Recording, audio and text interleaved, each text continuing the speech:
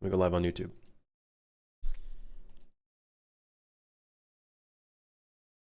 We are live on YouTube. On YouTube.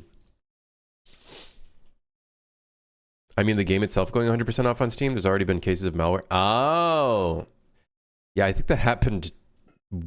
I think. Okay, I know there's been malware distributed on old indie games.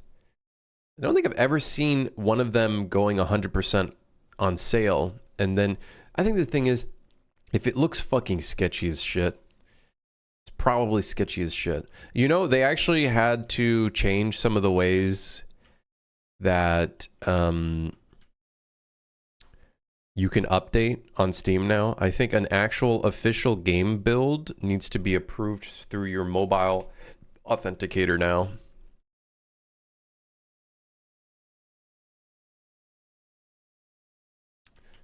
A freak. And they did that like I think a year or something ago. And I think it was because of the whole thing where it's like accounts were getting hacked and then hackers would go into the game, distribute a malware through the game that was already existing and whatever.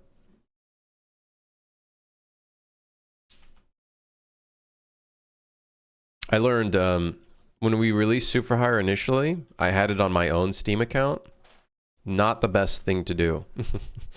Better thing to do is have all of your distribution occur on a completely separate Steam account. The only thing you do on that one is work on it. And then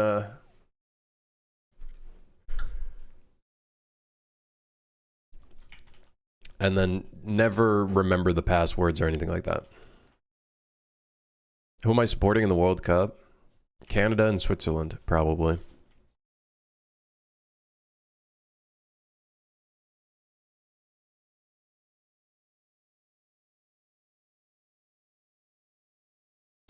Plus, in the event that maybe you sell the game/dev company, you won't lose your main Steam account. If you were to sell your game, you wouldn't have to give away your Steam account. There are ways to transfer ownership. There's an entire system for transferring ownership of an app to another user. In fact, I think it's within Steam's best interest. I think they prefer that nobody handing out Steam accounts like that. What if Canada played against Switzerland? Who am I supporting then? Probably Switzerland. Which, by the way, happened recently. And 2-1, baby. 2-1. Switzerland win. Big win. But I don't know. I don't know if I see Switzerland going too far. But we'll see. Chaos. I just joined the stream 5 seconds ago and I asked projected release date. 17 years from now. I don't know. What if it's Switzerland versus Canada? Who are you supporting? But that question just got asked and I just answered it. Switzerland 100%. By the way, they already did it and it's 2-1. Switzerland won. Ha ha ha.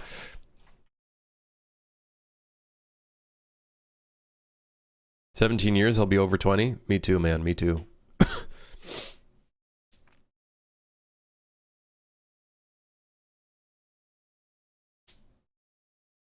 My tax lady taking forever to fill my IRS tax information. Can't get my Steam page up. Wait, what do you mean? Your tax lady is taking forever to fill your IRS tax information and I can't get my Steam page up.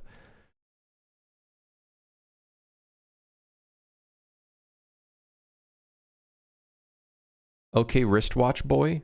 What the hell does that even mean? What the hell does that even mean? What the hell does that... What the hell? Okay, hold on.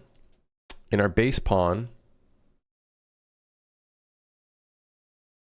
we need to specify that we have a grab component. And if we have a grab component, we should slow down our movement.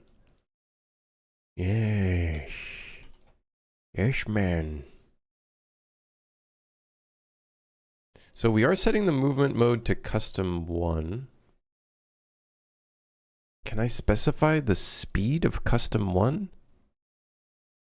How the hell do I do that?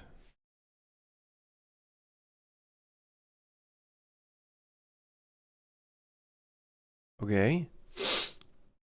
Do I feel like I'm past the prototyping phase?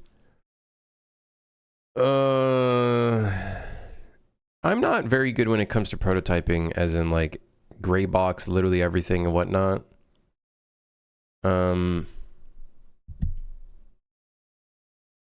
I would say yes and no in some ways.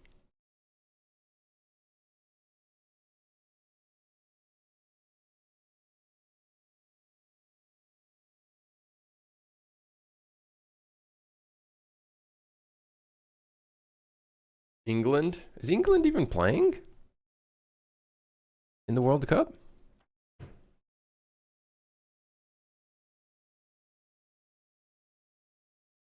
Bam. Could you explain the purpose of blueprint interfaces simply? Because I really don't get why you should be using, when you should be using interfaces, when components, etc. I use interfaces for items, interaction events. Basically, when I want an event that I could call, for example, from my player character, and I can call it on any object, but each object does something very different. But I still want that to work across other actors that might not be derived from a parent actor. Okay, so that's another thing. Yes, we can call an event from a parent actor and then just keep fucking, oh, this is dependent on this, whatever. But the interface kind of cuts that out, and then now you can call an event in a multitude of different actors doing different things, even though it's calling that same event. Like, let's say you have a damage interface. You can damage things, and they could all be different types of actors. One of them could just be a simple crate. One of them could be a monster. One of them could be a light that you like break or whatever. They could all have that damage interface, but you just need to call damage, which I actually have right here. That interface could call, and then it can call anything within those actors that you are setting as the target. So the interface is a great way of introducing events without having to go into like crazy dependency. It doesn't 100% of the time need, so for the nice thing with an interface as well, I don't have to cast to an actor to receive the function. Instead, the interface is right here. I just have to give the target of what's going to be calling the interface. What the hell? So that's also a very nice thing. I don't have to do a cast to my base interactable actor, because all I have to do is just call it on the interface. It's going to receive that as long as it implements it. If it doesn't implement it, then it doesn't do anything. And that's great for us, if anything. Do the monsters work nicely now? They're getting there. They're getting there. They're getting there. Makes sense, yeah, thank you. I got you. One thing that I also did, sometimes it's also just an ease of use thing. Here I have an NPC interface, because some of our NPCs, well, it just does really weird things. It kind of cuts out the need to cast to our character or anything like that. So what I do in the controller, because for some reason the pawn receives if they're aggressive and the controller does not, I can do like get owning actor, which is really nice. So I don't have to have like that dependency on it. Instead, I just call this on the thing. And then if I want to, if I have NPC pawns that are a different character type. So here we have the pawn, which is our pawn. But then we look at the rat, and the rat is just a normal pawn, because it does a completely different movement system. I could still reuse that interface here, which is really nice. So it kind of allows you to also have some usability in places that, you know, you might need it and whatnot. So yeah. But I wouldn't say dependency is the only one. I think the big one is also ease of use, being able to create functionality in multiple places without it being tied to an actor specifically. The message can only happen in an actor that doesn't have this interface. So when you call this message, and like, let's say we are calling it onto this base pawn, whatever you're calling it onto, the target needs to have it implemented to do anything, right? Because obviously it needs to have the damage actor variable to do anything, right? So if we look here, oh yeah, the base pawn, I actually, funny enough, the NPCs can't be damaged yet, so I'll actually show you. So if I add the damage interface to the base pawn, okay, now we see it here. When we click down in interfaces here, oh, you don't really see that, but there's an interfaces section. Now it shows the function. I can double click it, it'll implement it, and now we bring this up, okay? So now if I were to call damage actor onto this base pawn, it's gonna call whatever I do here, right? But I also have this damage actor in our player character. So I can go here, go to interfaces, click on damage actor, and see this is doing its own stuff. And then I can go somewhere else. I can look at, what's an object that has damage implemented yet right now? Cock. I actually don't know if we have anything else with the damage interface.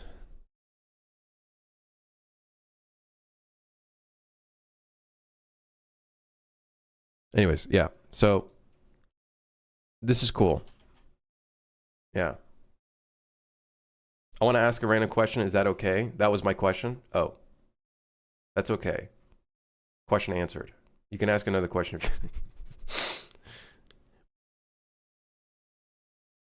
I bought Pacific Drive and it has nice music. I would love Pacific Drive as like a roguelite. One day, maybe I will make a game like that.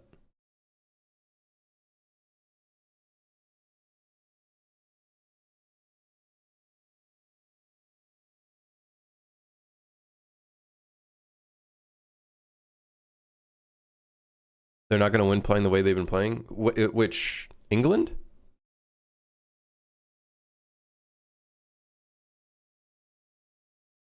Thoughts on Sony stopping CD production? It was only a moment of time.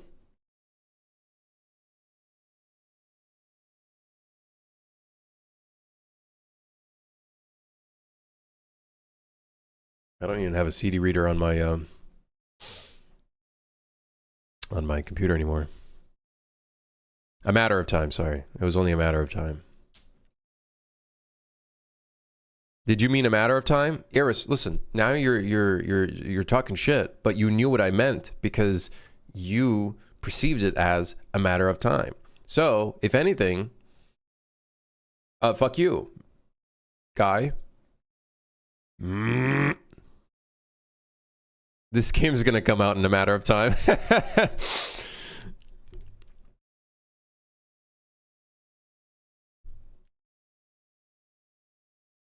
I wonder how many people got turned away from doing runs of Super High when they learned the previous mods legalized modifiers for everything. That's, I think the big thing is I'm sure some people were turned away based on the fact that none of their runs were being fucking verified. That's a big problemo already, you know, in the past year. England, they're playing like they're owed to win. They're not commanding the respect they once had. I feel like, now to be fair, I haven't kept up on World Cup or FIFA or soccer or football, whatever you want to call it, in a really long time. But I feel like all of the big name shots are just like not big name shots anymore. Except for Messi, I guess. Messi is still Messi. Messi is still doing Messi. Portugal does not look like they're going to go very far. Has Brazil been doing okay?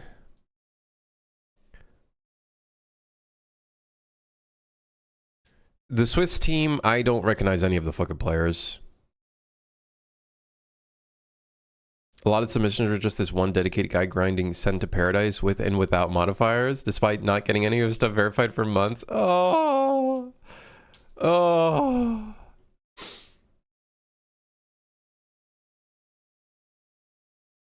Ronaldo would look great as a girl. I'll never forgive God for making him a man. What the fuck? You chose to wake up and type that fucking message in Twitch chat.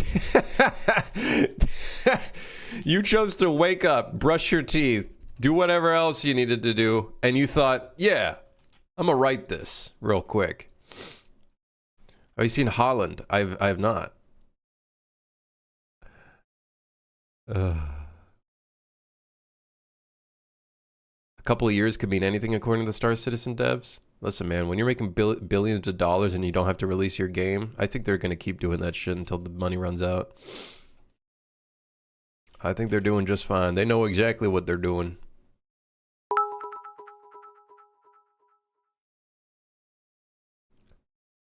Happy July 1st. Dude, don't remind me that it's July 1st. I looked at the date and I'm like, there's no fucking way it's already July. What do we got here? It's me on the bus. I'm transporting Americans to school, apparently. Because I'm a school bus driver. The school bus driver also is wearing headphones. What am I listening to? What do you guys think I'm listening to? What do you think? What do you think? Fat people go equals Americans? Okay, statistically speaking, without, jokes aside, statistically speaking, the most obese people are unfortunately in America. Unfortunately, because their water quality fucking sucks in a lot of places. And so they just refer to drinking the worst thing you could ever drink, soda. Liquid fucking sugar and calories. It is a killer. An insidious killer. What am I listening to? I'm definitely listening to, I think, Bruno Mars. Grim, I urge you to Google the most obese countries first.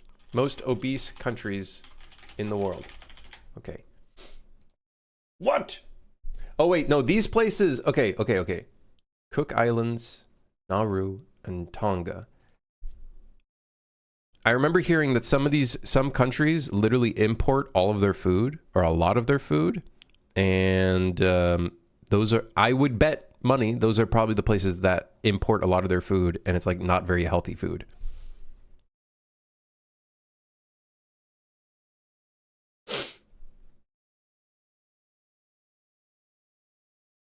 But America, I think, is probably pretty up there.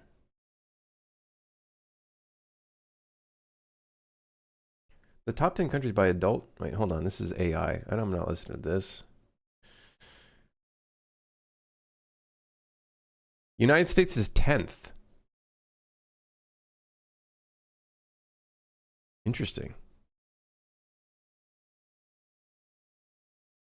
Interesting. Yeah, I think these top 10 are...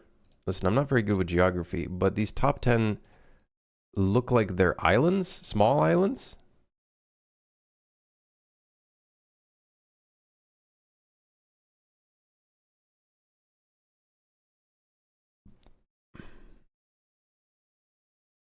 Hold on, I'm looking for where this is. I can't just simply click on the country and see where it is.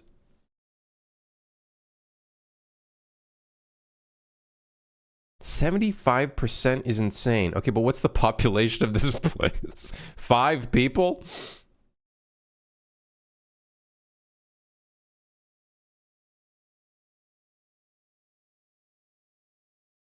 Anyways, whatever. My point stands.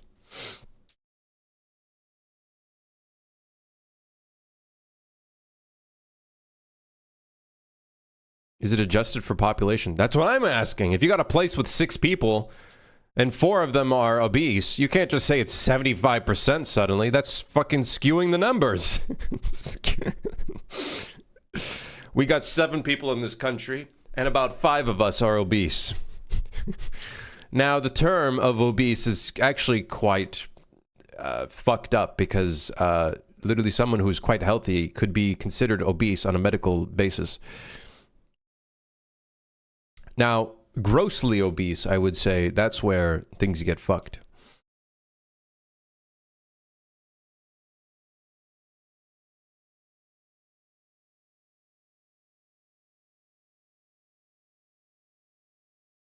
Countries with 5 people don't count. It's not a country, that's a village. The fact that they can sell an XL soda in the form of a single serving is insane to me. Oh yeah, and also it's cheaper. It's probably cheaper than just normal water. It's gotten to a point where you got people in America that literally can't drink water because they feel disgusted by it. Like, what? What do you mean disgusted by it, brother? The water is in everything. Okay, hold on. So, yeah. Okay, so going back to the grabbing system, we need to send information to the NPC organic movement component that, hey, we're grabbing people and we need to be slowed down. Can I do that? What's the plan? Overworking, Krim? That's me, overworking. Working hard. Not hardly working. Working hard.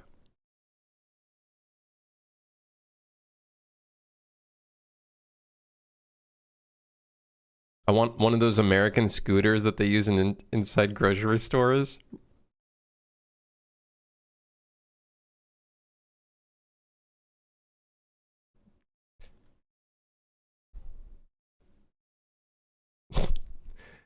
All right, adjust velocity. It's a lot of GMC components. Yeah, a lot of functions in here.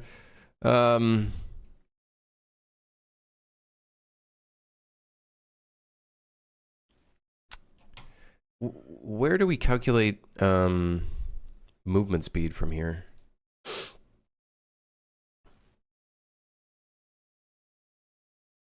Let me check my player character one, because my player character has a modifier for speed, if I remember correctly. Aha! Set max desired speed. Yes! Then here we set the max desired speed by the default speed. Aha!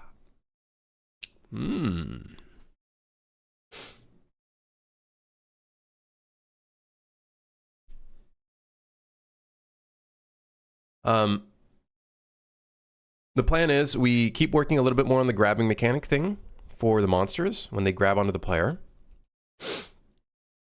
And then they go and then I don't know what else, whatever else we end up working on. Whatever else we end up working on today. Maybe we do a little bit of Suit for Hire. I don't know. I've been feeling pretty good about working on Train Rot, so I'm just keeping that energy going.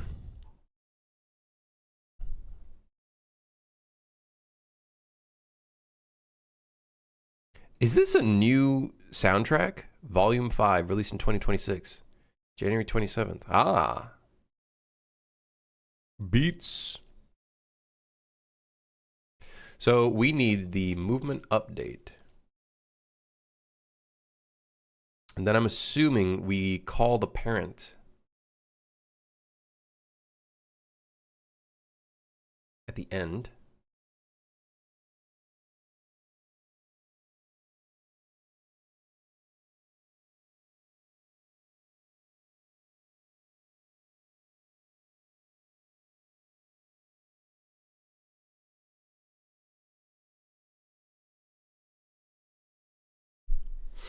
In Train Rot, are there any curved rail segments, or does the train just go forward endlessly? It just goes forward. In this world, we just cut the world. Listen, straight to the destination.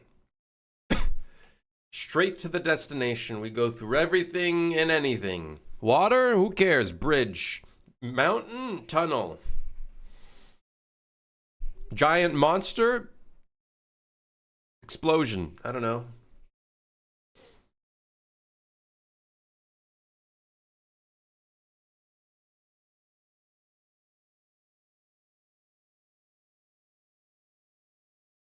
The Train Rot logo / box art. We have a temporary box art right now.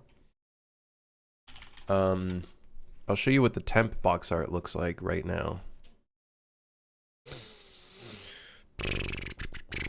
Or the temporary Steam page, what the Steam page looks like at the momento.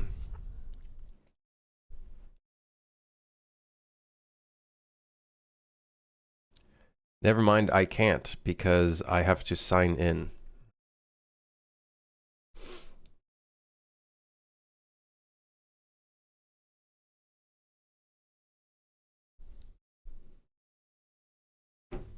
I gotta sign in.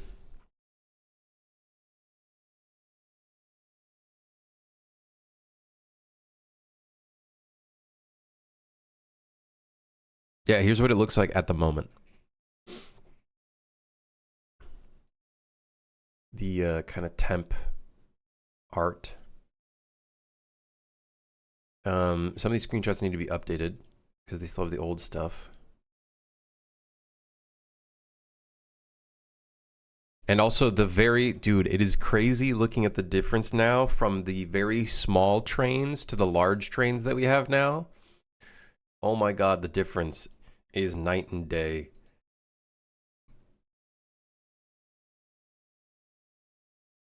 It is a night and day difference.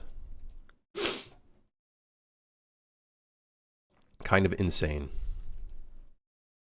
Does that mean the trader is a clone? No, they just, you know, follow you with every shop that you go to. Either that or we make a new character for every shop, which ideally I probably wouldn't want to do that because that's a lot of work. So lore-wise, they just kind of crawl in a tunnel and then they end up traveling faster than you to the next shop that you end up at. Yeah. Yeah.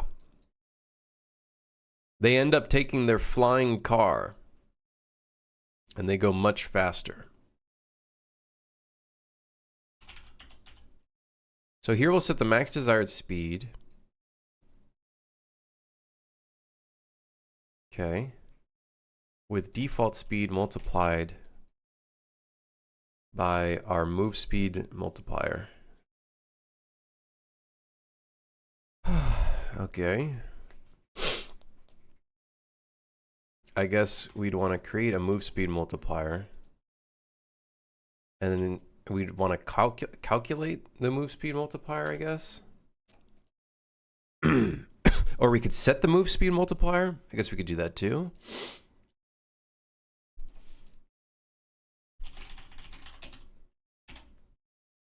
We'll set the move speed multiplier to 0.2. Do we have an event for ending the grab? We don't. Okay, let's see if that works now.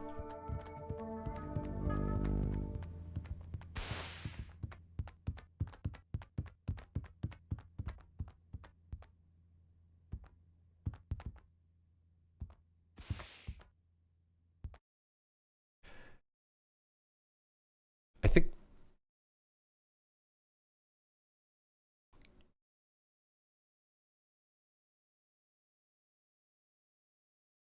we set the max desired speed to the aggro move speed. Shit.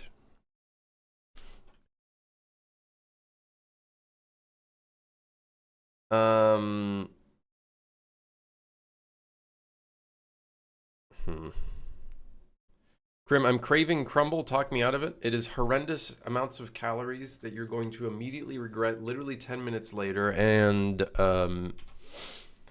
eat rice and chicken. Listen, literally just eat any other type of cookie. It'll be a lot better for you.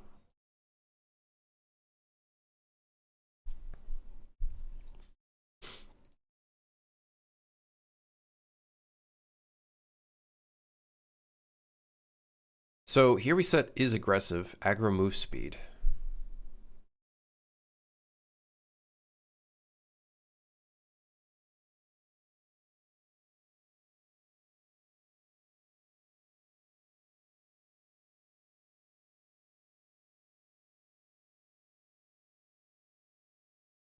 Okay, well, shit.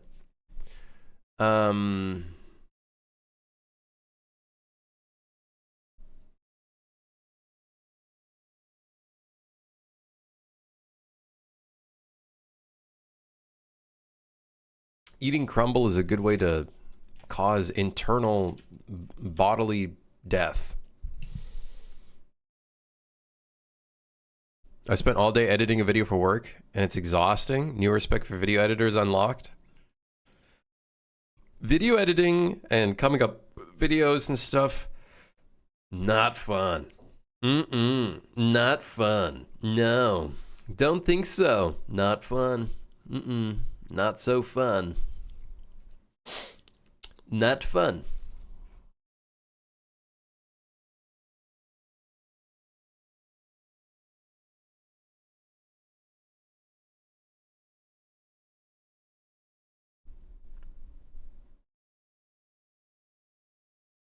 Move speed molt.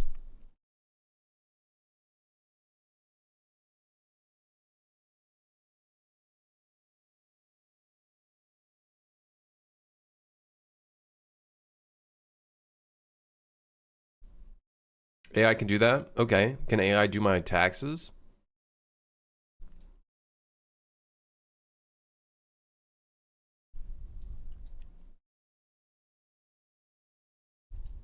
Yeah, cloud co-work? Not a good idea. Don't use that. Don't use that. It's not a good idea. Do not do your taxes with AI. Probably not a good idea.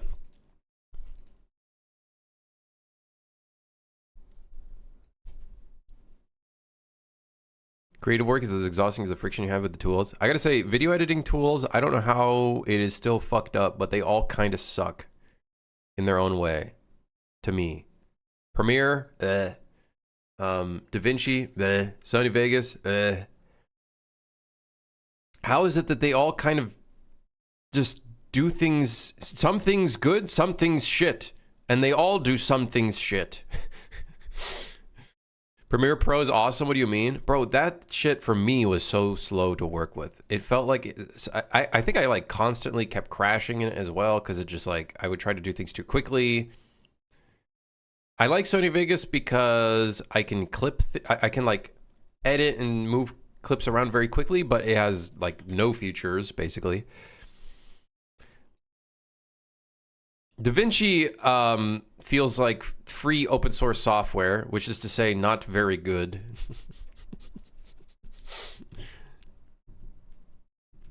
AI handling bank account balances would be interesting, full of surprises. We might as well just start fucking flipping a coin to see if your account gets randomly expunged.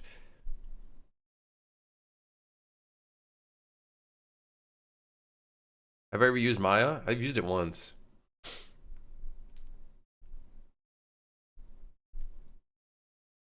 But I don't know. Listen, I'm okay with using Blender. I don't need all these other tools. I did like some of the ways that Maya does stuff, but having to click 6 buttons just to do one thing, no thank you, I'm okay. Listen, I'll remember my 7,000 shortcuts that I need to remember on Blender. I'm okay with that. It practices the brain waves.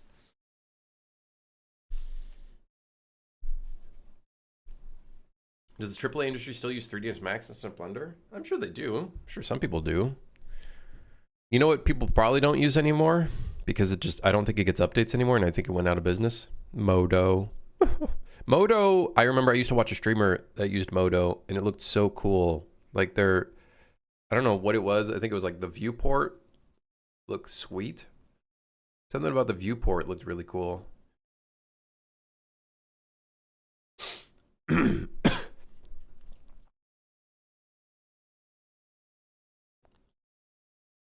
Okay, so the is aggressive mode. We need to adjust how this works.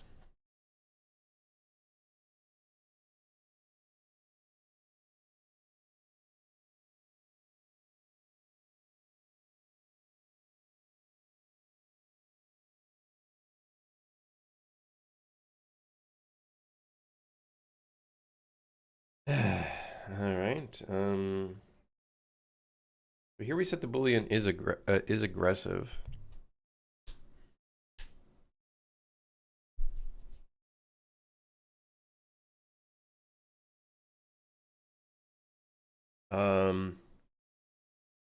We could change the aggro move speed into a multiplier and feed that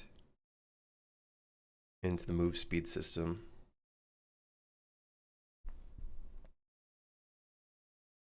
And then we just adjust everything based off of that.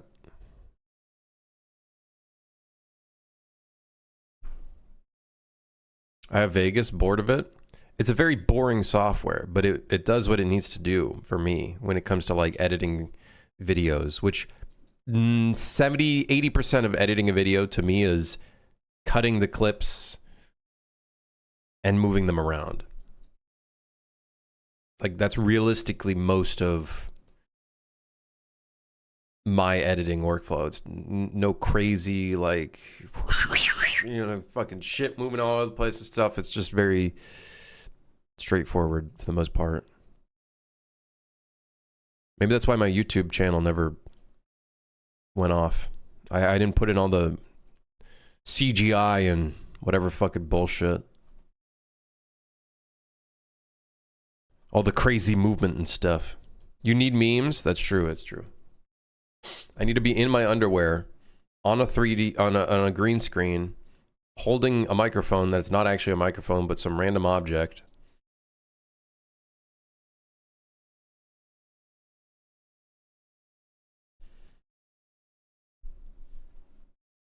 Final Cut.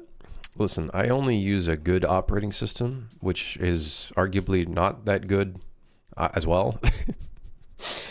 How is it that all of the operating systems just kind of suck?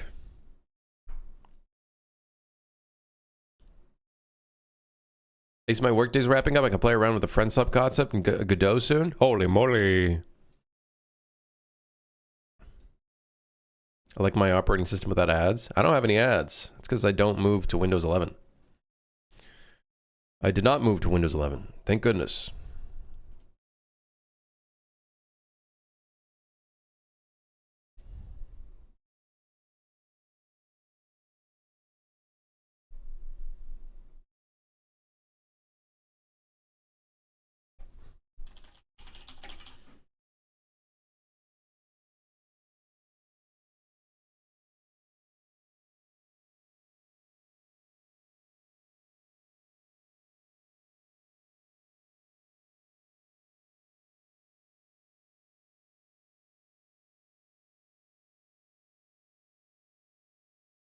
Minecraft.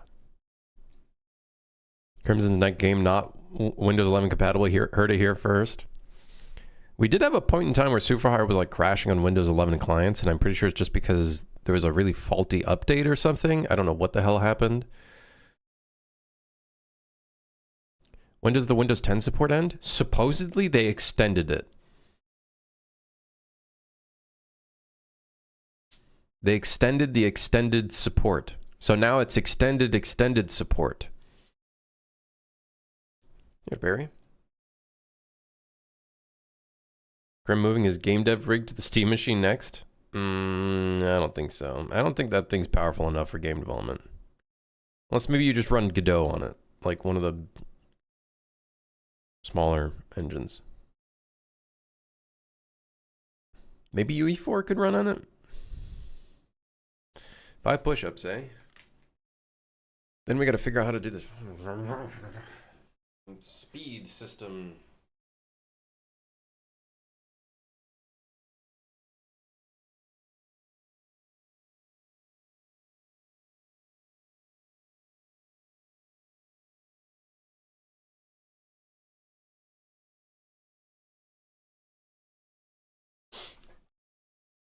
Is it October? I don't know.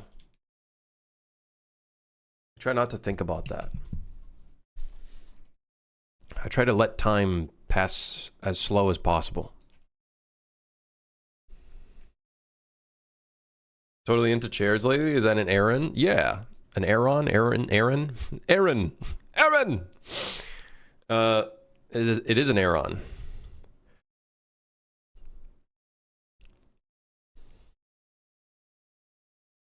Aaron! It's a comfortable chair.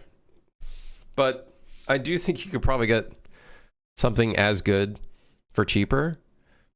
But people's argument with Herman Miller's is their longevity, supposedly. So we'll see how true that is in 10 years from now.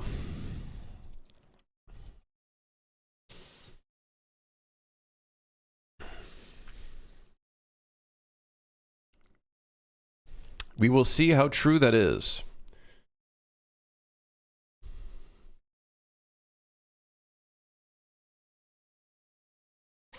Okay, so we can't set max desired speed because we are now constantly setting max desired speed from our movement update. Currently testing in body. Some of my back muscles are sore AF. Getting used to the Eren. It took about like I think a week before I was like, oh, you know, this is actually really I'm getting into it. It's very comfortable. I think part of it is your posture as well and customizing it to work, but I think the Eren looked a little bit more up my speed of the type of chair that I kind of wanted, because I think the Embody is not very like mesh like. It's a little bit more covered, right? If I remember correctly.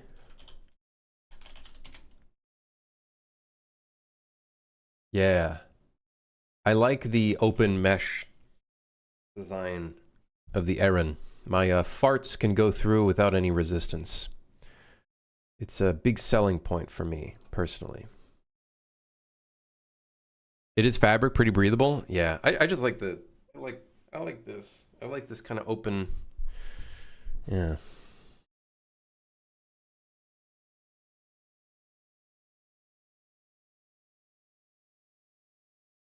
Windows 10 support quietly extended until October 2027 as users reject Windows 11. I don't know how Microsoft lasted as long as they did. I don't know how a lot of these tech companies lasted as long as they did. I think it's an inside job to keep us all where we are. Yeah, I think that's what that's the great keeping us where we are theory. Me too, ego. That's one thing I find very annoying to try to clean. So much dust gets underneath, and then cleaning it is like really awkward. It's a bit weird. Cleaning process, a little bit awkward. I think if I had a duster, it'd be a little bit better, but yeah. Yeah. Maybe it's the lizard people. Yeah, it's the lizard people. They're keeping us where we are.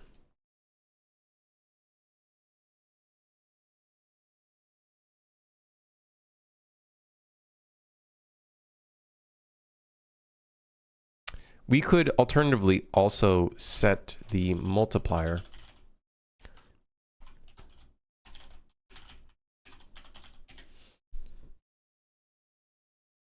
Somebody cursor I can't reach with a vacuum. Yeah, it is a bit of a awkward process. So we want to get the default speed. And then we want to take the aggro move speed and we want to turn this into a multiplier.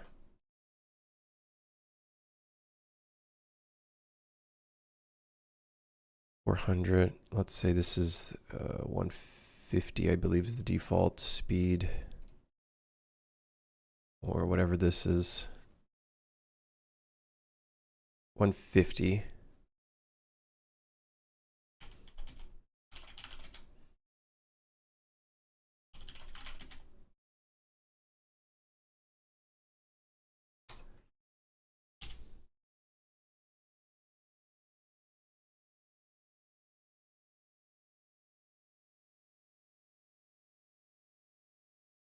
No, I can't. No, this is not the way.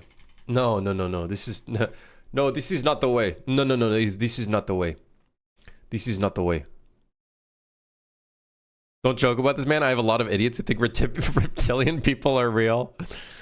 But they are, right? They are, right? That's the reason why I can't get out of poverty, right? Is because of the lizard people. It's not anything else. It's got to be that, right?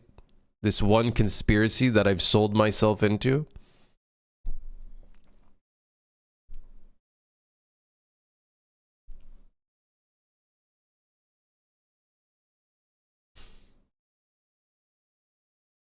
This is a really unhinged stream, huh?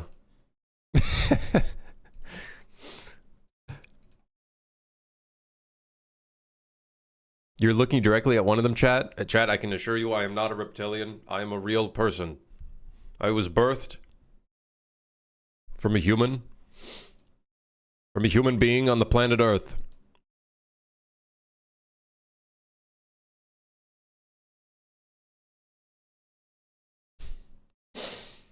Am I live on YouTube? Gotta double check. Okay, yeah.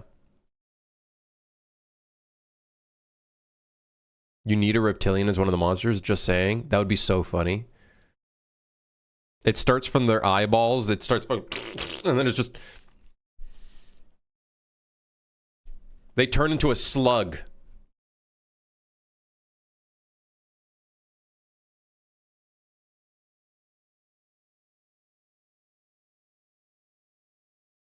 We need a slug monster. Someone ask Andrew Hodgson for his slug model. We need to get the slug model. We need to turn it into a game asset. Put that fucker in the game. I don't think he ever wants to be reminded of that slug, the snail that he made. Okay, so our desired speed system, we need to change this. What is the best way of changing this? Is that...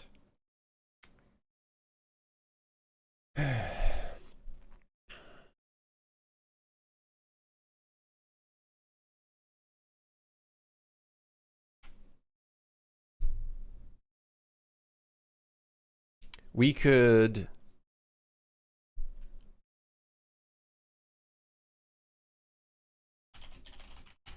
send the information. This is stupid. We could send the information of the aggro move speed to the NPC organic movement component.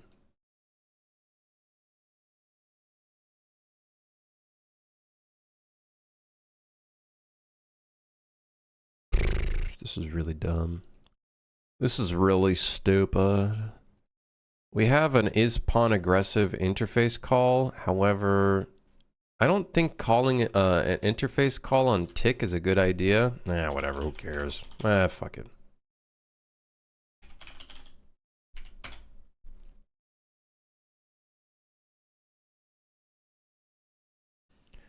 Ah, fuck it, whatever.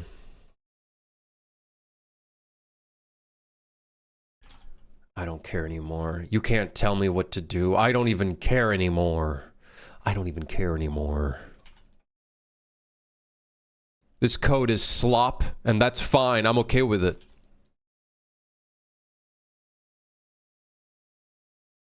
Okay, so then in here we want the aggro move speed.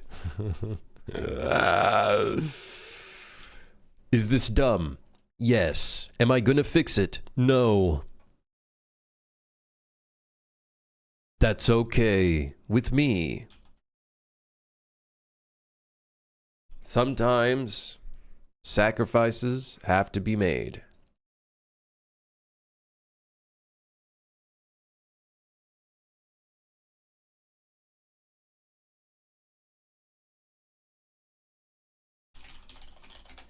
I'm going to set the aggro move speed to the aggro move speed.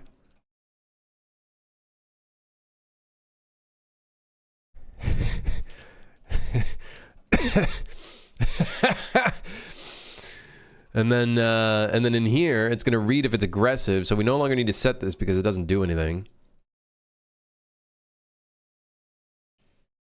So now, when he gets aggressive, he should start running again. Okay, here we go. Moment of truth. Testing.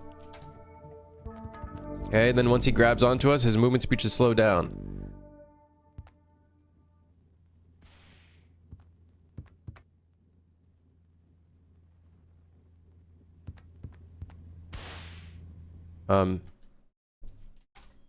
Excuse me?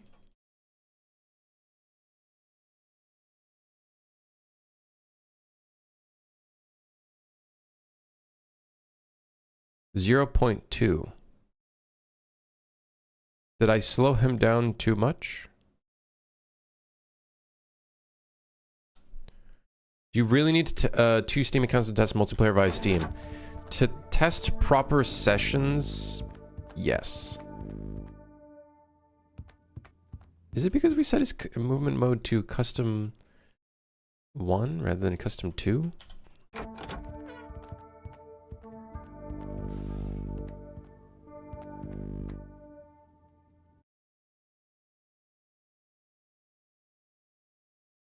What?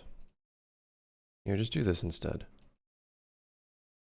Because we still want him to move around a little bit.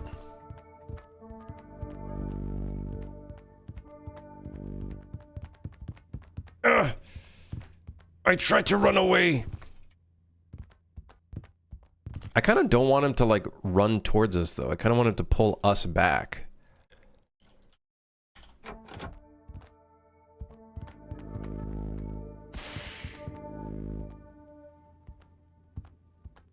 Okay, it's working. It's working. The 0.3 and Zen, open the grab component and Zen. Hold on, and Zen. Hold on, and Zen. And Zen.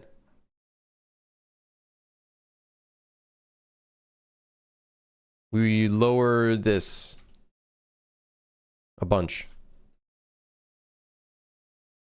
Yes. Yes, yes, yes, yes.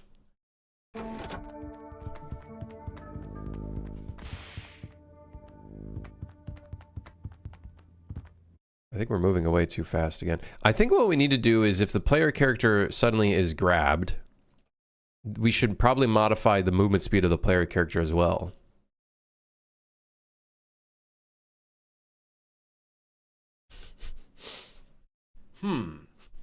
A very strong proposition. One that could be a good idea to do. Possibly. Or I could just say fuck it and increase the interpolation speed of this thing. Oh yeah, baby. Yeah, it don't even matter.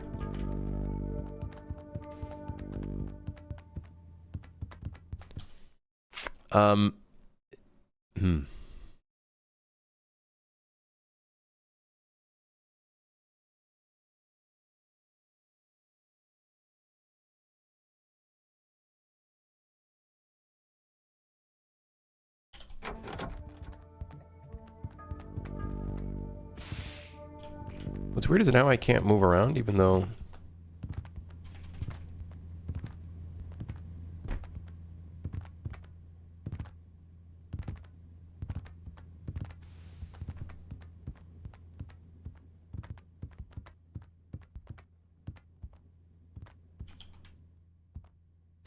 Me and my son. Never speak to me and my son again.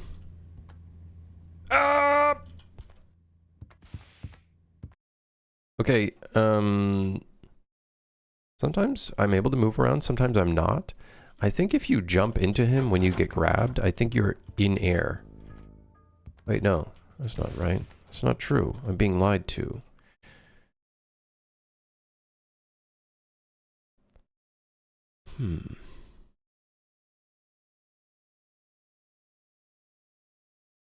Don't know.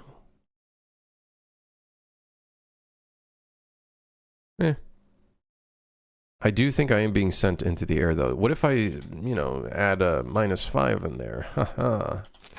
What if I, add a minus... I'm in the ground! Yeah, not a good idea. Let's, not do that. Okay, I think this is fine. I am noticing some, like, random different results, though. This is slop at the end of the day.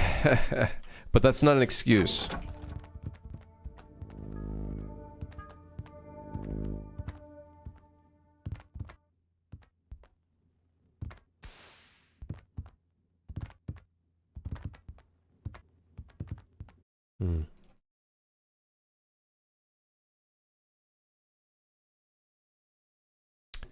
Maybe the grab component needs to be a little bit farther away, because I am noticing that it's...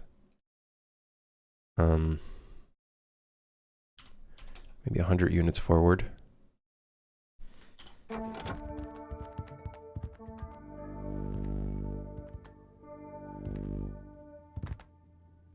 there's moments where I can't, like, walk right. That being said, when we break out of the grab, I think we... I don't know why. that happens. Oh, I think I know what's going on. The reason why it doesn't work once we run away and then run back in, we've just created another grab component. And now we have double the slowed. Oh. Yeah. Yeah. Yeah. It makes sense. Maybe I should have just kept coding the thing. Probably a good idea. Yeah.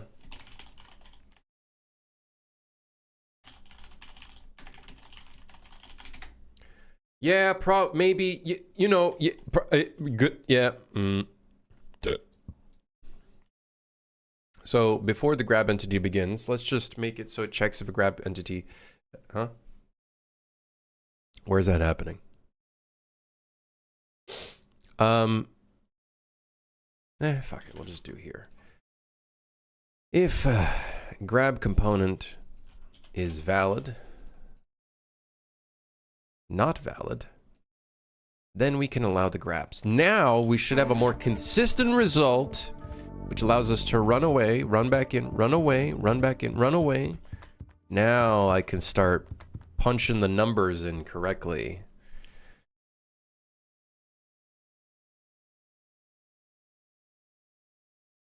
Hee haha, oopsies.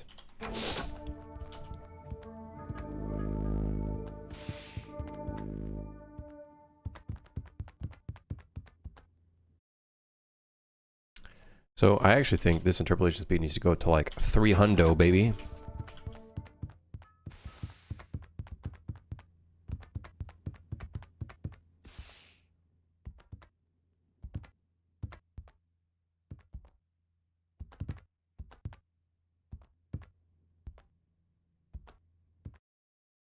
Okay, I'm thinking 400. 400. 400.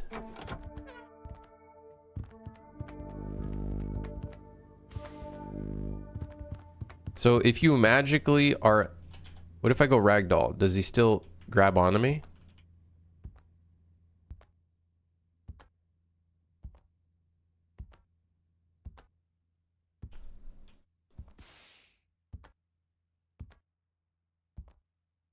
I can't tell. Well, at least that can still happen. Gravity is still the winner in this fight. No matter the interpolation.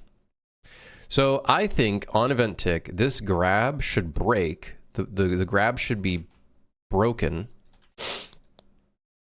when the distance is too far from each other. I think that makes a lot of sense, right? Would you guys agree? If the distance is very far from each other, we'll break the grab. Ideally, though, we would break the grab in a different way, which is you would have to spam spacebar. That would be the more ideal result. But I think it's funny being able to still like kind of like run around a little bit while getting grabbed.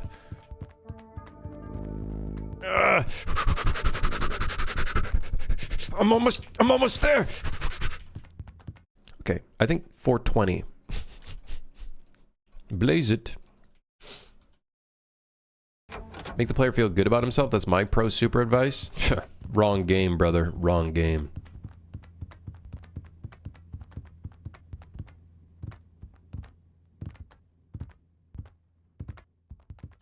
All right, so the next big chunky piece of the puzzle, we rotate the camera towards the monster.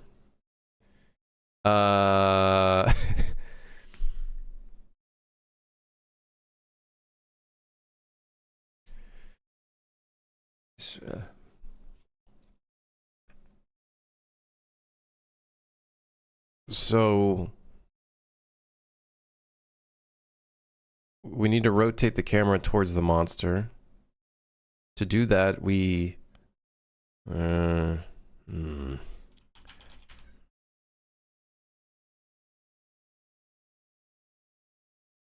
Set object data? What the hell does that even mean?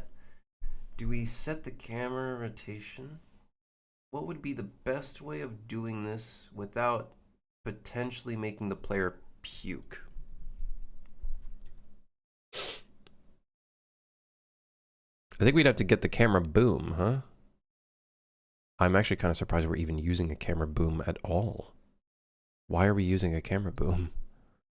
What is the reasoning for this? Yeah, we're going to make him look at the enemy. Well, I guess we get the camera boom. And then we set the rotation. Set the world rotation.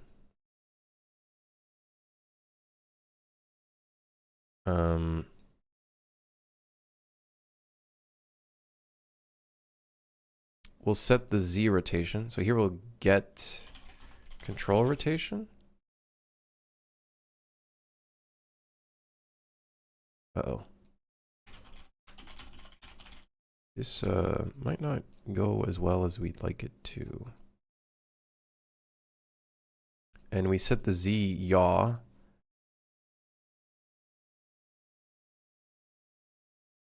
Yeah, I don't know if this is going to work. We might have to release control rotation because I am noticing that it says use pawn control rotation.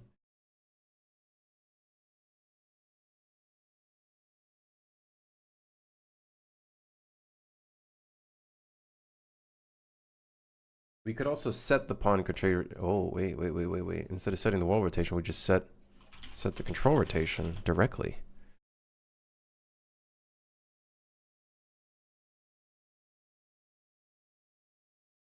Yeah. Yeah. Actually. Our code is looking a little, how shall I say, puke? How shall I say puke? Puke not good. We want to get the grab actor and the parent NPC. We want to do find, look at, fine, get actor location.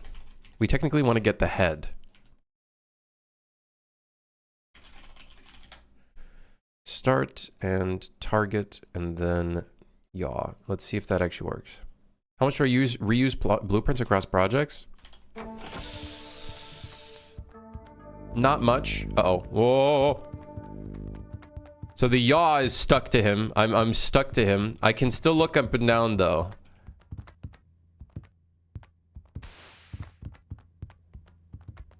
So if he suddenly sees me and he's behind me. Whoa! Jump scare.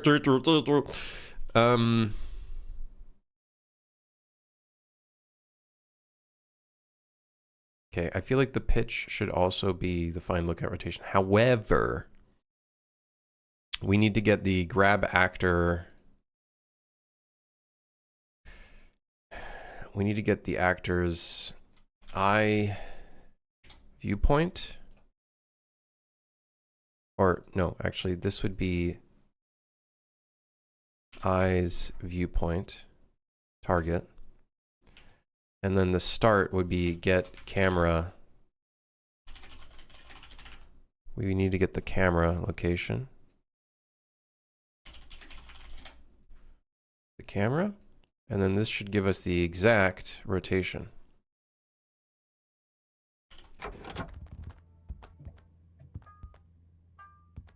Nice forehead you got there, brother. It would appear the the eye viewpoint of the employee is in the, you guessed it, the wrong spot. Of course it is.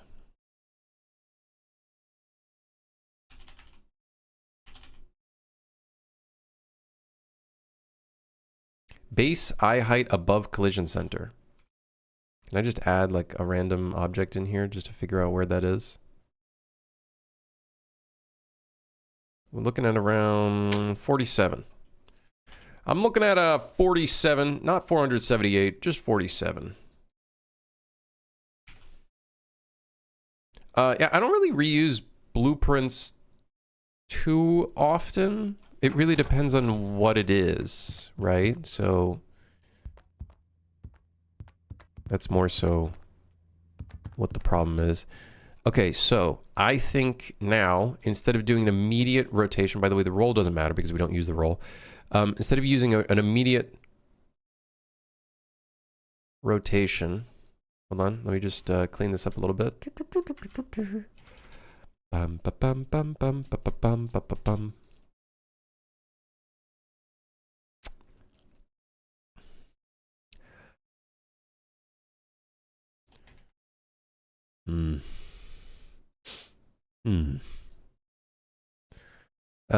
We want to do an interpolation. So I actually do want to get the control rotation. Should be able to read it directly from the pawn. Even though it's technically on the GMC component, getting it straight from the pawn should be fine. We want to get this R_interp2 constant. Target becomes this. Then we can cut this. We want to put the delta time in here. This would be a really nice thing to do in C++, huh? I'm just too much of a noob. And then 400. Okay, yeah, right. So it allows us to kind of still move around, like look around a little bit. Not really though, because we're like kind of locked in.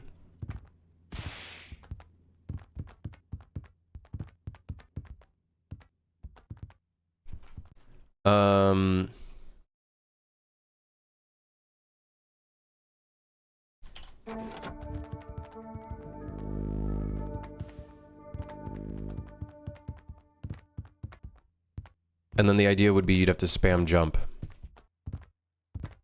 to get away. That's the plan, baby. That's the plan. That's the plan. That's the plan. I don't know if this is actually doing anything, this processed input vector. I might be able to actually just remove it now that I've properly done it.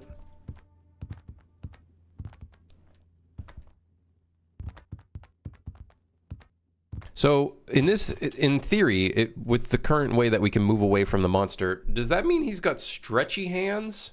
You know what I mean? Like, is that what's going on right now? I guess he's got stretchy hands. Let me try cutting that out. I don't know if we need the process input vector there anymore, now that I think about it.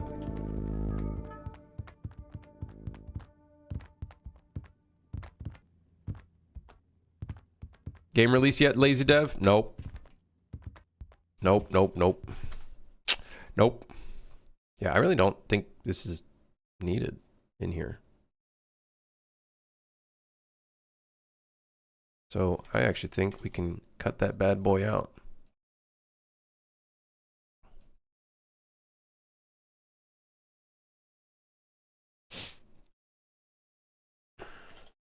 Yes.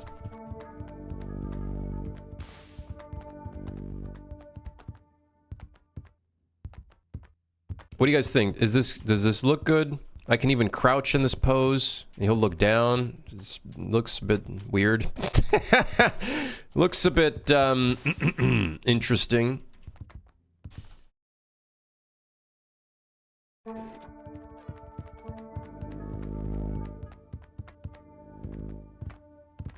And then we'd spam spacebar to get out.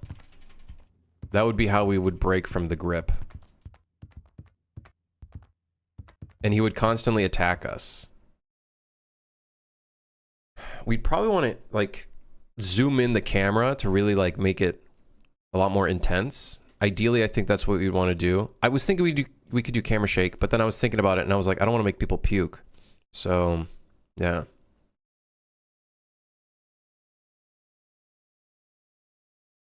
Personally, it should lock all the inputs.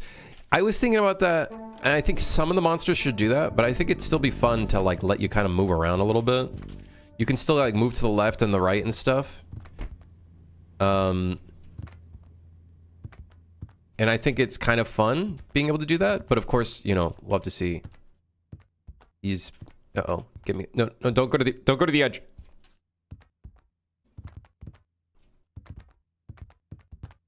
It's like zooming in or whatever.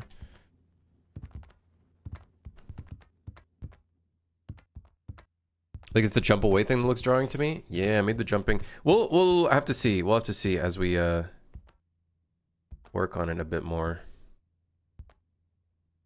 I think we'll make the HUD disappear. And then like things will zoom in. Maybe we'll have like a whole like vignette effect and shit. And then of course like the camera needs to like zoom in over time. I think that'll look really cool too. What I want to do is the idea is we make his eyes start like crawling in towards you. Like that would be the idea.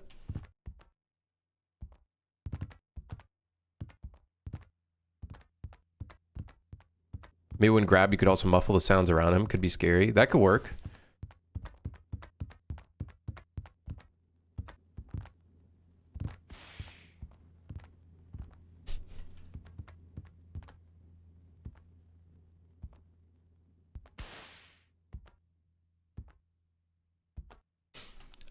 Yeah, so he doesn't have an animation yet. No animation yet, but that's working.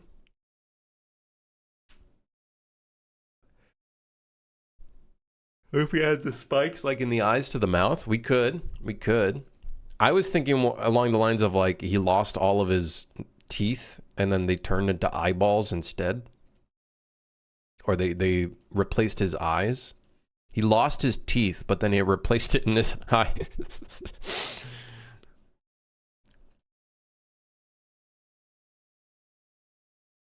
So, okay. Yes. Okay, so here we are. We're in here. We need to go to monsters and then grabbing players. We might want to turn grabbing players into its own task.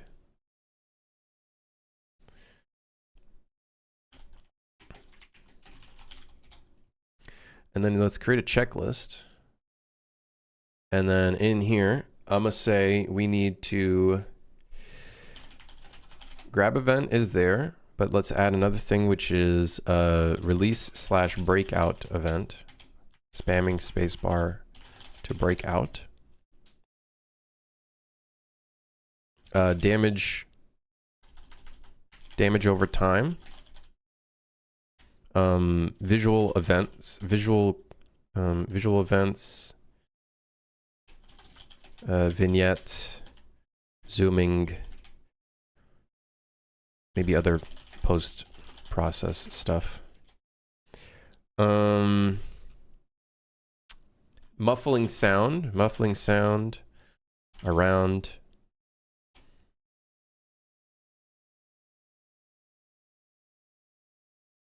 Horror-ish sound effects. We also need other sound effects to occur during this event.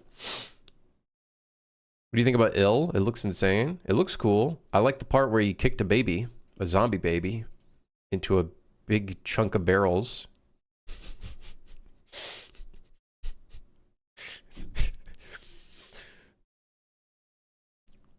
Yeah, dude. Hell yeah.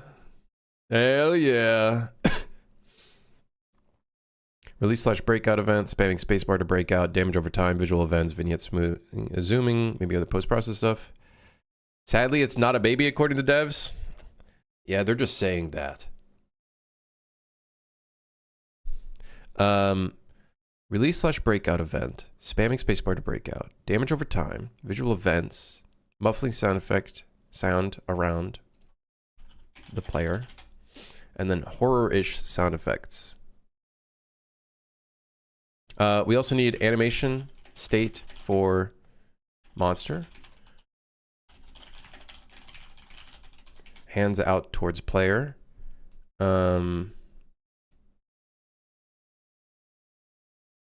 Okay, we got ourselves a little bit of a list. This is going to be labeled as core gameplay loop. Yes, man.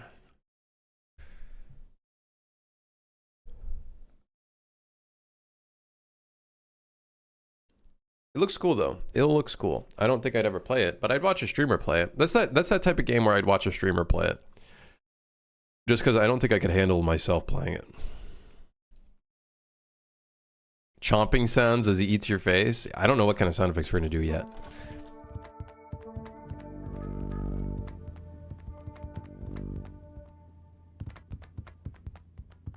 But I could already see this being pretty creepy, it occurring in an actual match. Or in an actual game.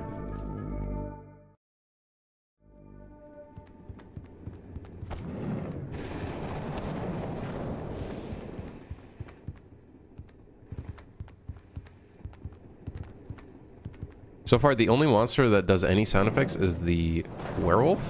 So I'm sure once we put... Well, technically the alarmist does sounds too. But once we make the employee have sounds and stuff like that... Yeah, it should be good. Any post-event? Post-event effects, dizziness, poisoning, thirst for blood? Maybe. We'll see. We have to implement gas first to put all those buffs and debuffs, though. There he is. Walking on the top floor.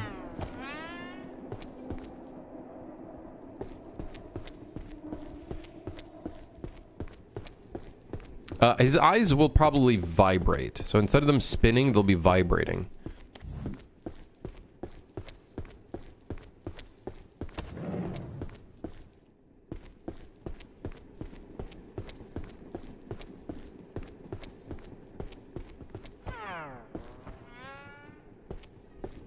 Okay, so for the playtest, we definitely need the release event and the damage over time. Those will be the two things that we need.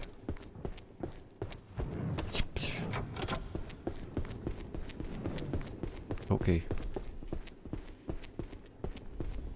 That spooked me a little bit.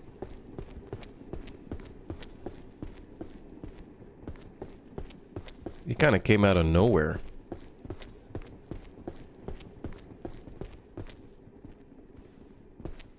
I think the sight... Okay, never mind.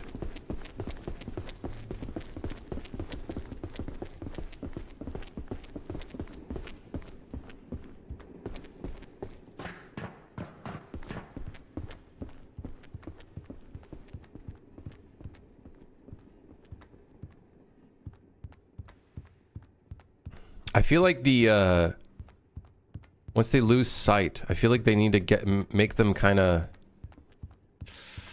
I still think the breadcrumb system needs to be a little... They need to be a little cheaty. Like, not necessarily 100% knowing where you are, but they need to, like, still move into another position right after.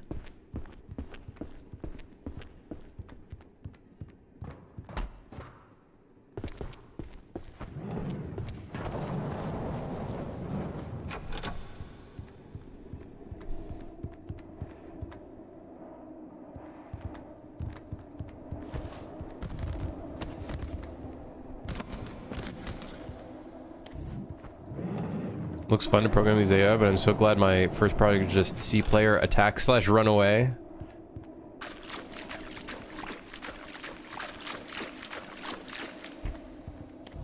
Yeah, AI behavior does kind of suck to work on.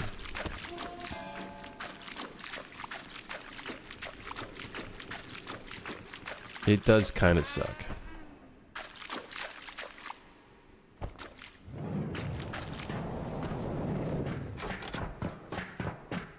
Oh shit, I can't go anywhere here because the sides are closed off. Wait.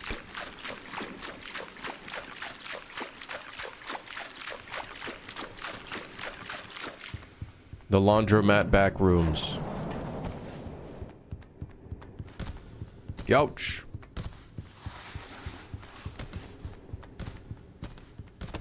That place is a mess. Just you wait until I put the water monster in the game.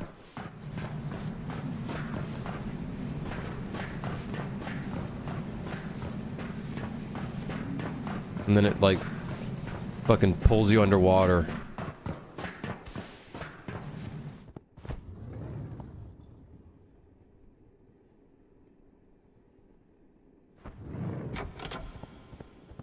I thought I heard someone in here. Sometimes...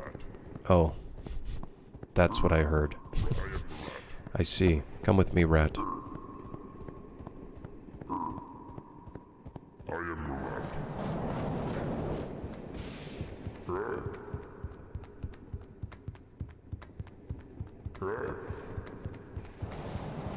So we got the exploration. Oh, look, there's rats in here too. This is your new family now.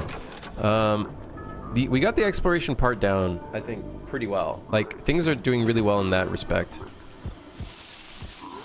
Now I think it's the overall loop of, like, items and the maintenance tasks that we just need to nail down. Which I think, once we change the items to be, like,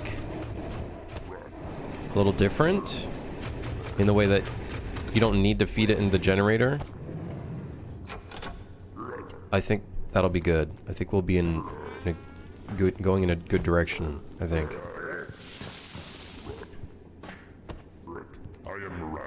Yeah, me too, man. Can I feed the chair to the furnace? I don't think so, right? We probably will have to do that. Yeah, we're probably gonna have to do that, because they're definitely gonna try to melt the chair. Let's be real. They're 100% gonna try to melt the chair. Well, all we gotta do to make it so we can melt the chair, it's quite simple, really. We have to find the office chair. And we have to add the meltable component to it. And make it so it gives us, I don't know, maybe 1 burn energy. And that's it. That should now work. We should now be able to melt the chairs. Now, why on earth would you want to do that? Well, I guess...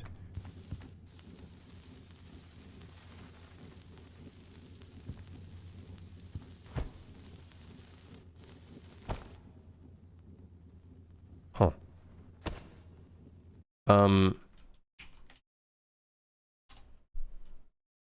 I thought that's all this needed. Wasn't it just meltable component? Is there something else? Oh, does it need to generate overlap events? That might be the problem. Okay, hold on. Might just need to generate overlap events. Hold on. And...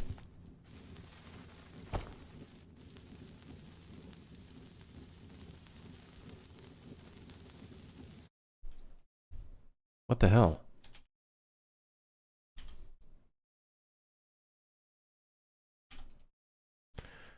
Furnace main.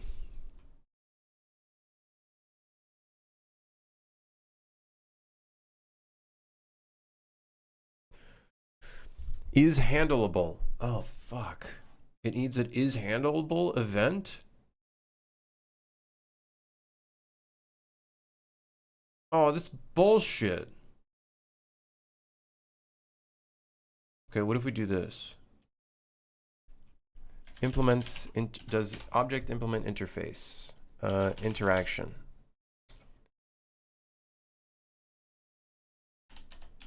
So either this or this.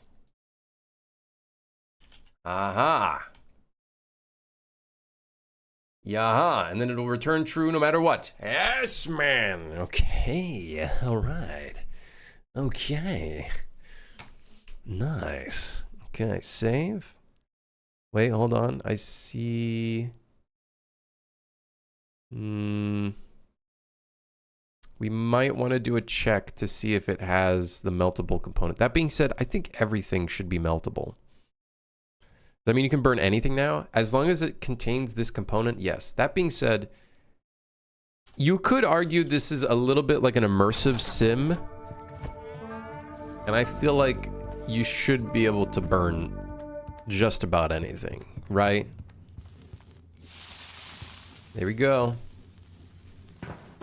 Oh wait, I didn't fuel it because we don't have any quota at the moment. Hold on. Whoopsies. Whoopsies. There we go. Nice. What we like to see. Now, that's if we keep the furnace in the game at all, which I was thinking we don't, but we'll see. We'll see if we keep it or not. For all we know, maybe meltable becomes sellable, and then you sell whatever the fuck.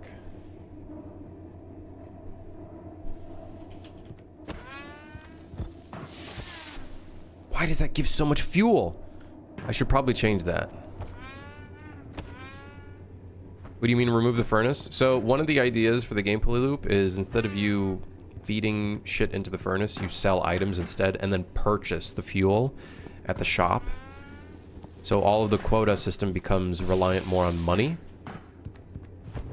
And that would make things a little bit easier because then the maintenance tasks give you money and then you just do it all through money. That's boring? Maybe, but we'll see. We just have to figure out how we end up doing the furnace thing. I might just do it so it's like it's a 3-stage thing and you don't need to burn the furnace to move to the next route. It's instead like as long as you reach the fuel quota at the end, then it's fine. I think we might do that instead. Hey, would you look at that? A new flashlight. So we might do that. So then that way you're not like 100% having to go all the way back to the front of the train all the time, even though you should be.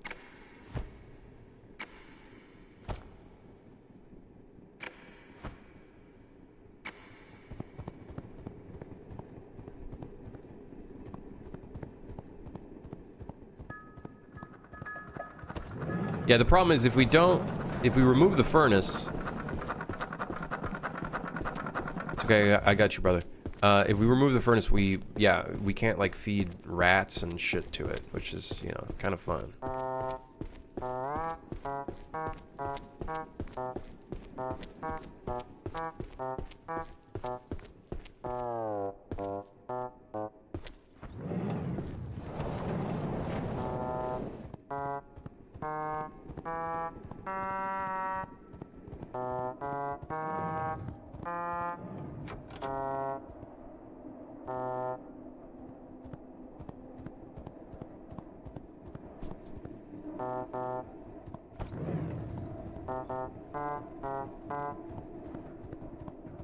Yeah, the furnace does add some fun stuff to it, huh?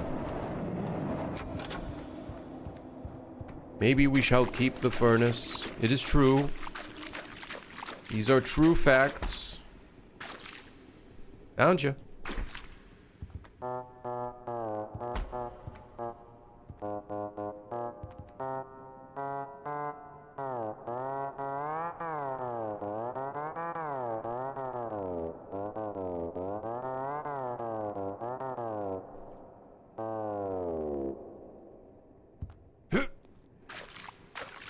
Okay.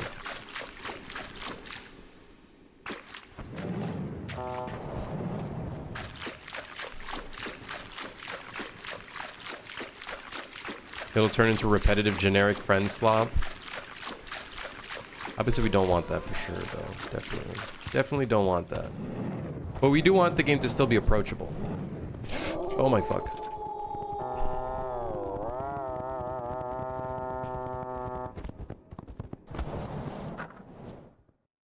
I am not looking forward to putting in like jump scare sound effects and visual effects that occur when you like spot them on. Like we have that written down as notes somewhere. I'm not.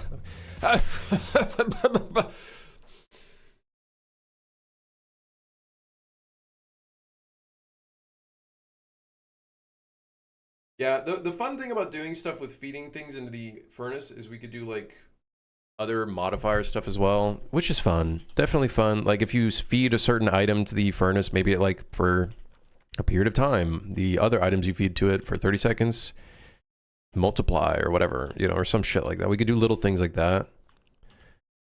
So by removing that, we do remove some of those aspects. It's just, I fear that by having the furnace system in and the money, we like create too much paralysis, I guess.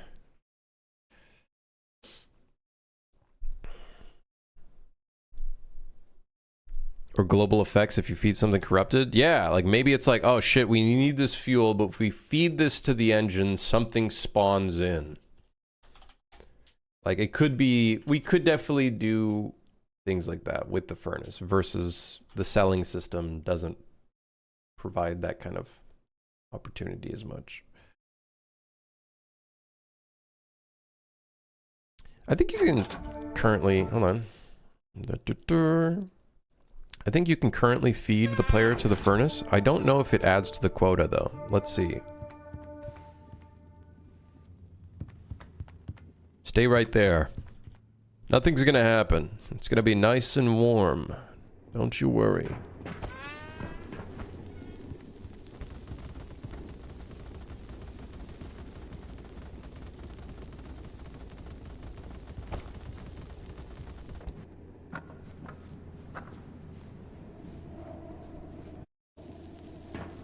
I don't know why I was having camera shakes occurring and then suddenly he wasn't being damaged.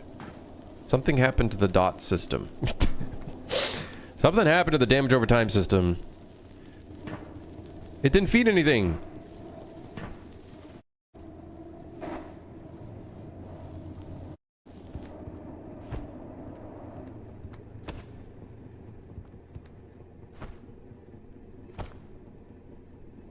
But what about now?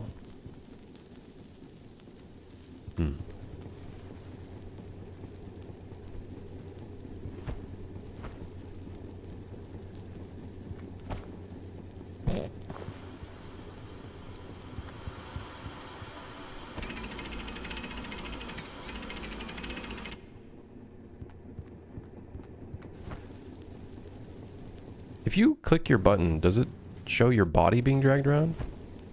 Oh. Well. Goodbye.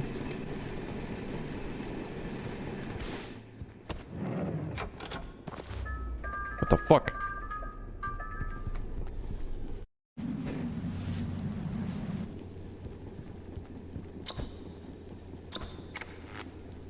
I forget how much shit we've added to this game. There's a spectator mode. I forgot we even added that in.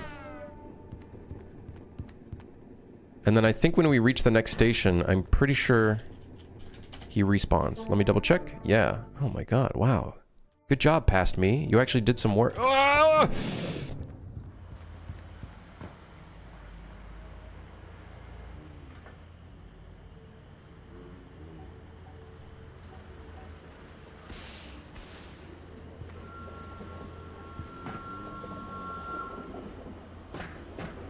Maybe this game will be okay.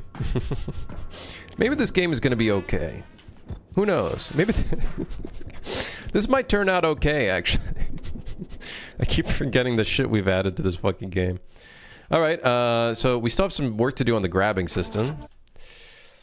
Wow, we still got some work on the grabbing system, dude. Let me go here. You know what I'm going to do, though? So that I don't burn out and then we end up having to end the stream earlier. I'm going to take a little tiny short break. And when I come back, we're going to put the fucking grabbing system on. He's going to deal damage while I'm attack. And then we're going to make it so we can break out of the damage system. And then, like, the grabbing system is basically ready to go for testing. You guys know what I mean? Alright, beer back.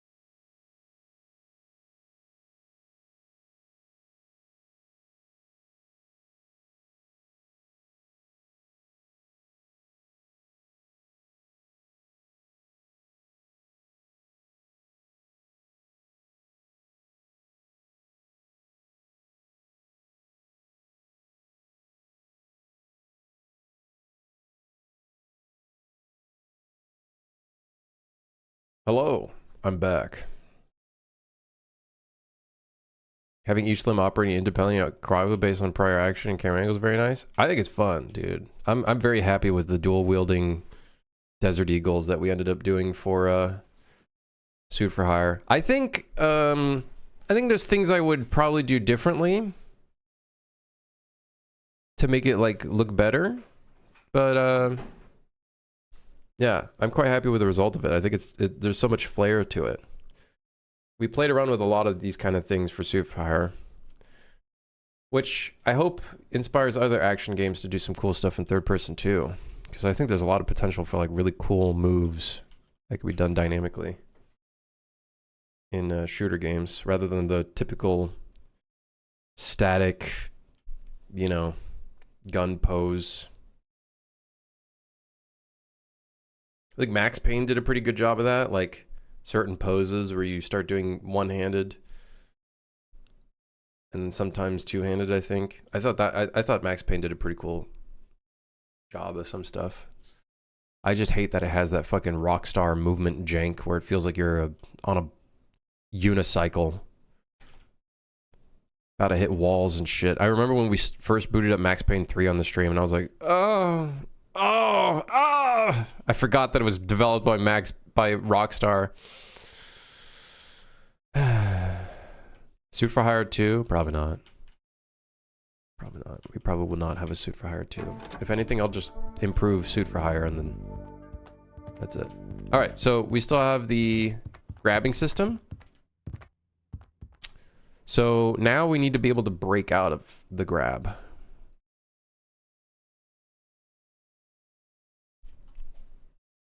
We need to be able to break out of it.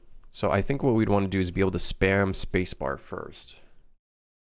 Did I ever hear of Double Action Boogaloo? Dude, I played that a bunch when I was younger. That's a fun mod. Well, I guess it's a standalone game, but it's like a source. Well, I think it started out as a source mod.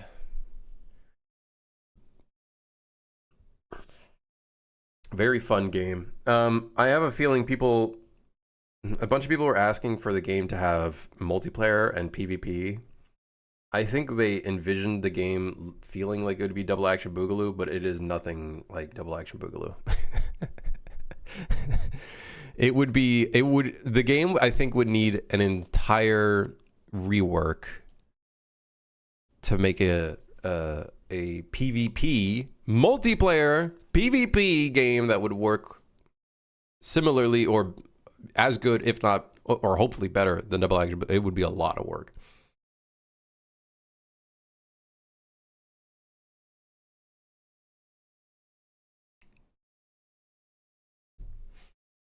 Do you need to pay for Trello? No, there's a free version. There's a free version you can do quite well with, I would argue. Actually, I would not argue. I don't care for arguing. I would say I would say it works quite well. Are there any interesting game dev YouTube videos? Game dev log. Let's see. What's going on in the world of game development? What's going on in the world of game development? Explosive attacks. Very cool. Yes. Arachnophobia warning? Uh-oh. Gospel of Steel. Wait, this actually looks pretty badass. Okay, arachnophobia warning. I'm thinking of using it. I would, give it a try. Give it a try. However, if you have a workflow right now when it comes to like a task board, if it works, right? I wouldn't get into the loop of, there's a problem within the game dev space, and I'm sure within software in general, where people feel like they need to constantly keep changing their workflow on like note-taking software and all this other stuff. Like, listen, man, just get to work, okay? Stop being distracted, you know what I mean? But I use both Notion and Trello, so those are my two things. The ever-expanding pipeline that sprawls across the ocean floor has brought massive changes to the local ecosystem. Oh, shit. Of bioproducts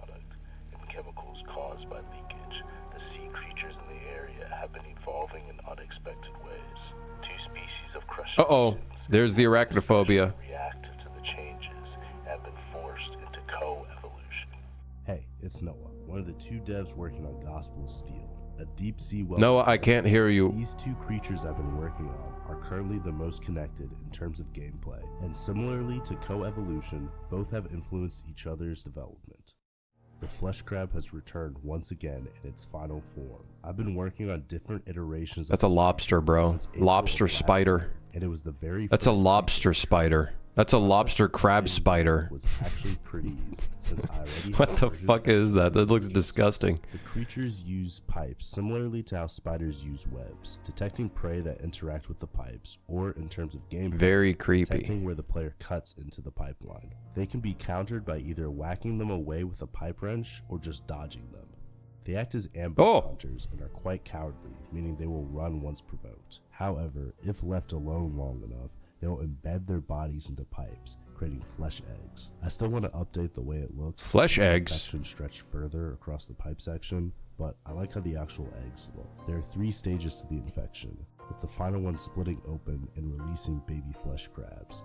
Destroying the egg in the 3rd stage will cause the babies to be released early, which... Oh my god, it's like a mother spider. Oh god. It's best to catch the crabs early, or just to cut off the pipe and remove the whole section manually. If you want to see this creepy dude in action, go wishlist our game on Steam. Cool, We dude. hit This looks fucking sweet already. What the hell? Holy moly. Holy moly.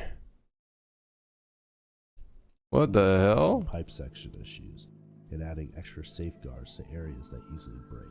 Pipe segments can break down in many ways, from small leaks and blockages to massive ruptures or overpressured sections. In a lot of ways the pipes can have problems, and the player must assess and decide the best way to fix each segment.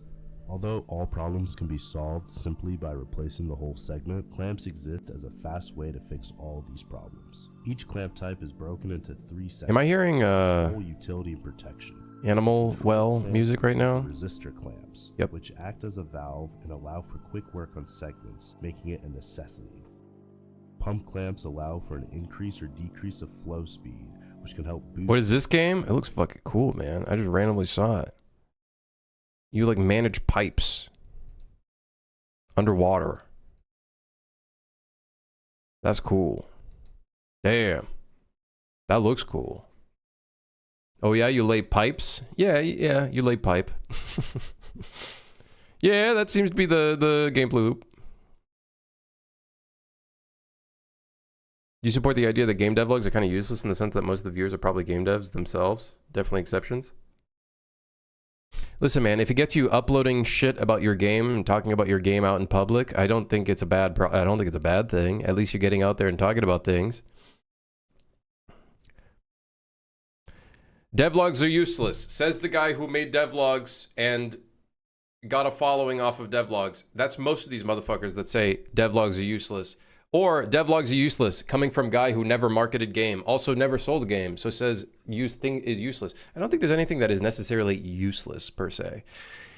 You do have to keep in mind, yes, it will probably mostly attract game devs, but it'll also potentially attract people who are interested too. Some people will see the devlogs as a way of being like, okay, I'm interested in your game, let me see what's going on with it, right? So I think it depends on the way that you're structuring it. Yeah.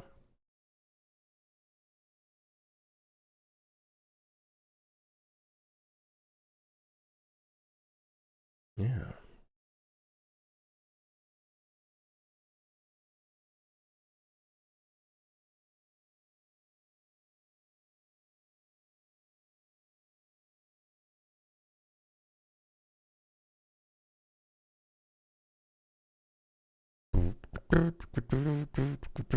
Grim, if you had to pick between 6 crumble cookies or a dozen Dunkin' Donuts, which would you get? You have to pick. Dying, because that's probably what's going to happen after the crumble cookies. I guess a dozen Dunkin' Donuts. Just get a bunch of old fashions. Man, how about neither? How about neither? Krispy Kreme. Because it's better than Dunkin' Donuts. Dunkin' is fucking ass. That's my vote. Krispy Kreme. Do I count streams as a devlog? Not really. I view this more as like a podcast.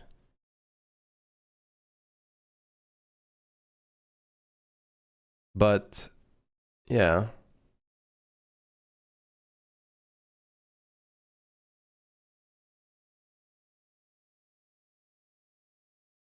Take my advice and just go lay pipe. It's a dangerous job out in the world, laying pipe. Dangerous job.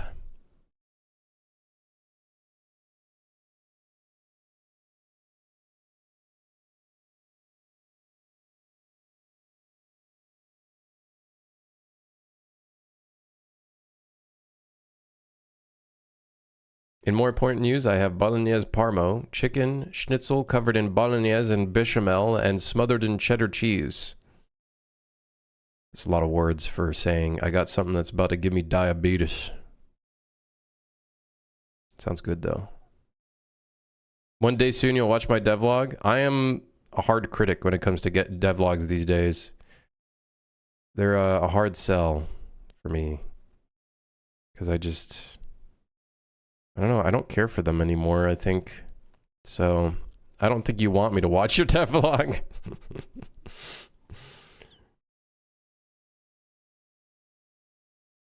Is that to say that they're useless? No, I don't think so. But I think the dangerous part with devlogs is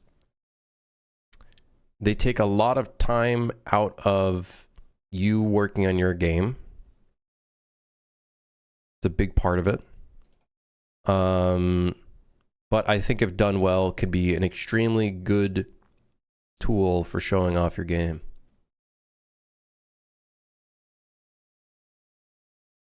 I'll record devlogs for you all. Just tell me what costume to wear and what to say. Brother, that's not devlogs. That's called...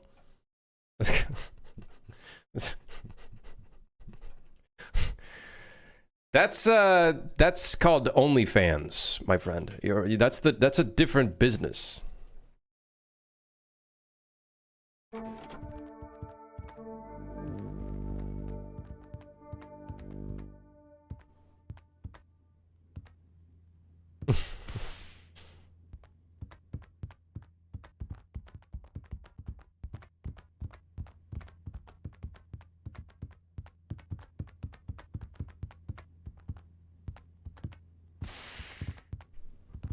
To be very clear, you don't need a devlog to stop you getting work done. Just being awake is enough to do that for you. I get work done sometimes.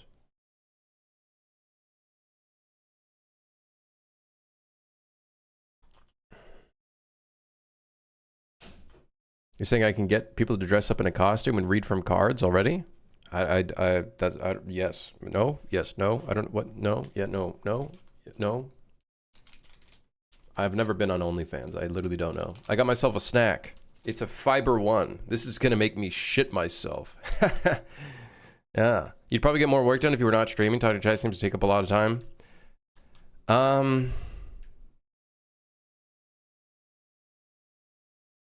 It depends on what I'm doing. It depends on what I'm doing. It depends on what I'm doing, I would argue.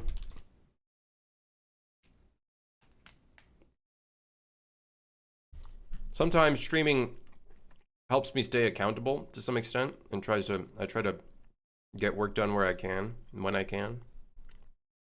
But yeah.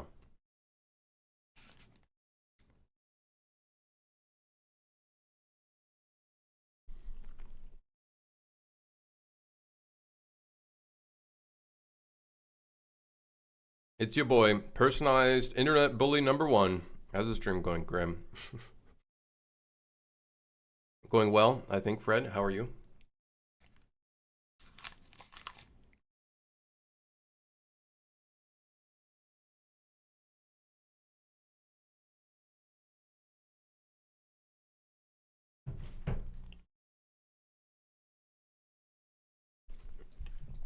Okay, so we need the breakout event.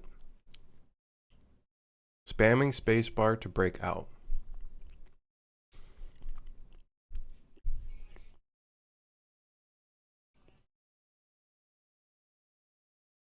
Spamming spacebar to break out.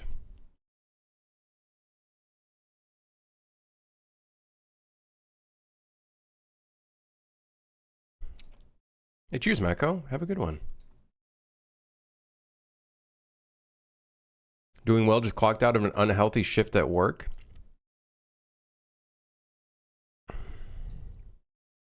Goddamn. Get yourself a nice Big Mac. You know, that's how you get out of the... No, don't do that.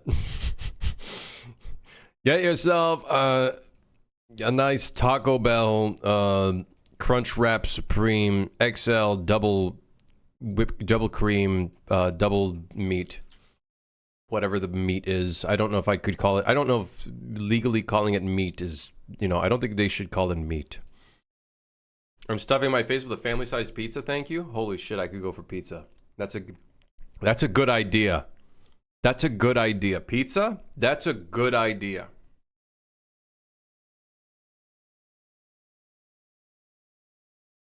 Damn it, now I want Taco Bell. No, you don't. No, you don't. That meat is dog food. Have you seen the fucking meat that they put in there? Have you seen that shit? It's fucking gooey, man. It's not gooey. I don't even know how to describe the texture of Taco Bell meat. Brother, you don't go to Taco Bell for health? That's all right, fair enough. Fair enough. It's not even a textural... Alright, listen. Maybe you can go there for health. Do you need a laxative? Well, Taco Bell. Don't drink coffee, just go to Taco Bell. Laxative, there you go, you're good. Hold on, I'm gonna eat a cookie in one. Watch this.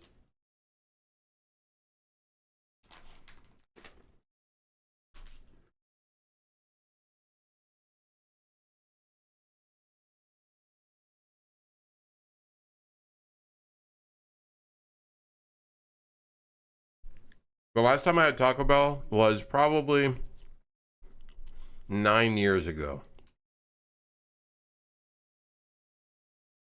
Yeah. Mm-hmm.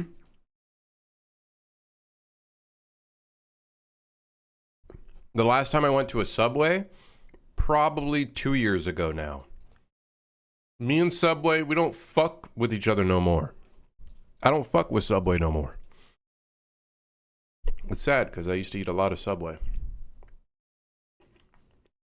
A lot. Never had a Taco Bell. I'm about 2 miles from one. Make it your bucket list task in life to never go to Taco Bell. on the deathbed. Didn't go to Taco Bell. Yes.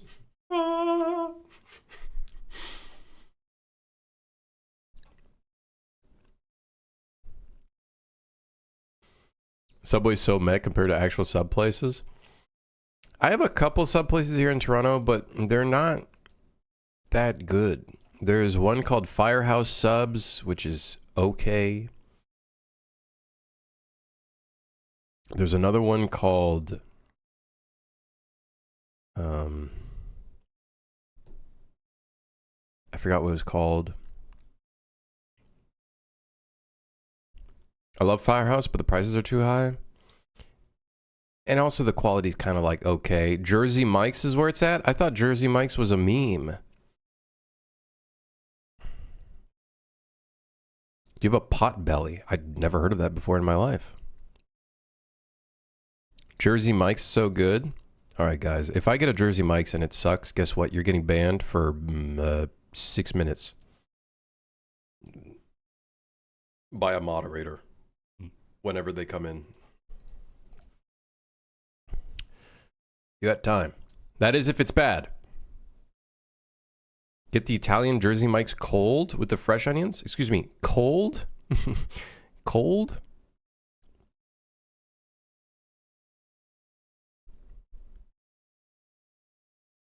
Why not toasted? So in 2 years? Possibly. Okay, so we need to, the NPC grab component needs to read from the movement component if they jump, because we're going to use jumping as an indicator for when the grip gets released.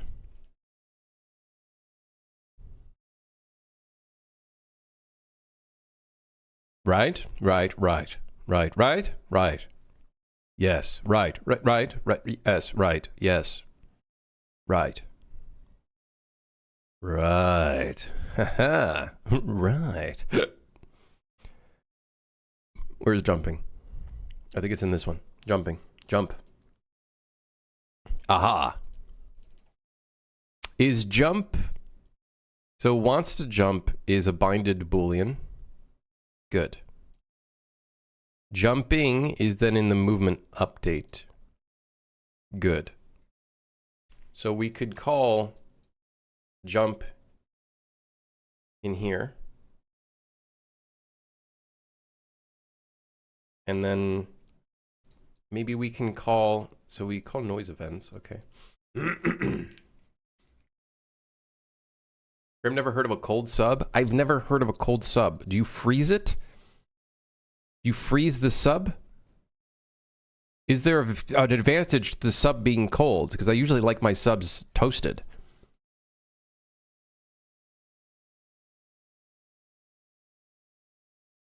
They just don't toast it? Bro, I like my bread toasted. I like that crunch. I like a bit of that crunch. I like the cheese being melted. I like the, you know what I mean? So you guys are saying Jersey Mike's is actually good. I thought that shit was a meme. Can I be real? I thought that shit was a meme.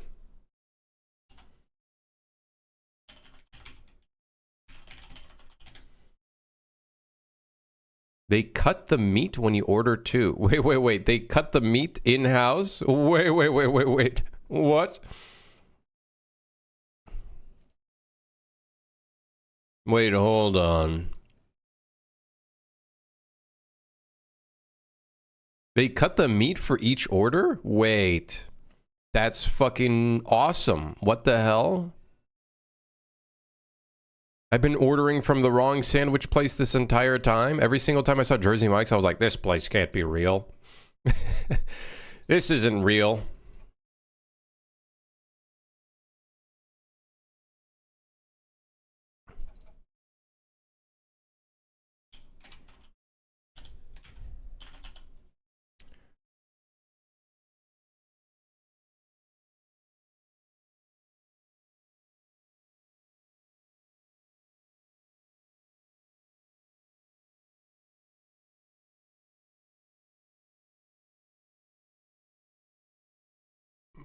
It's pricey? Let me see. Let me see how much it is here in Canada. Jersey Mike's, eh? Let's see. Let's see if they're even open. It is Canada Day. A lot of places are closed right now. All right, sandwiches. Jersey Mike's subs.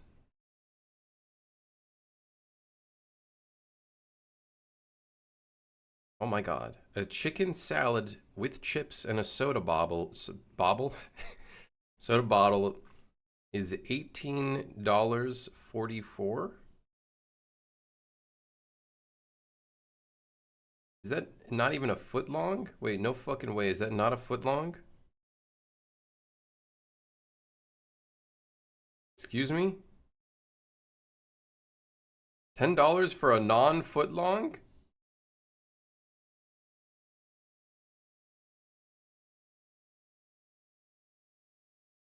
Oh my god.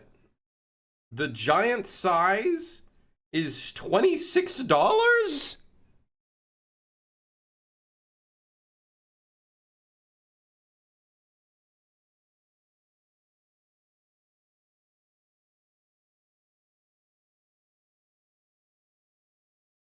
Is giant just a foot long? What is chopped? What is chopped versus regular? Wait, that's fucking crazy.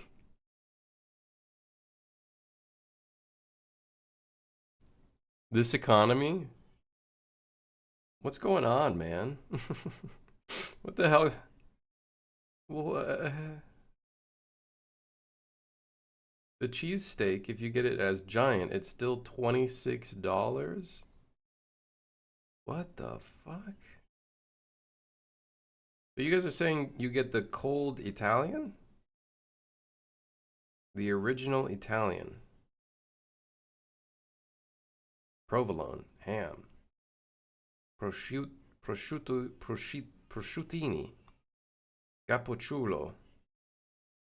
I'm Italian. 6%, by the way. 6% Italian. I did my DNA test. Or my whatever test. Okay. California chicken cheese steak? I don't know about that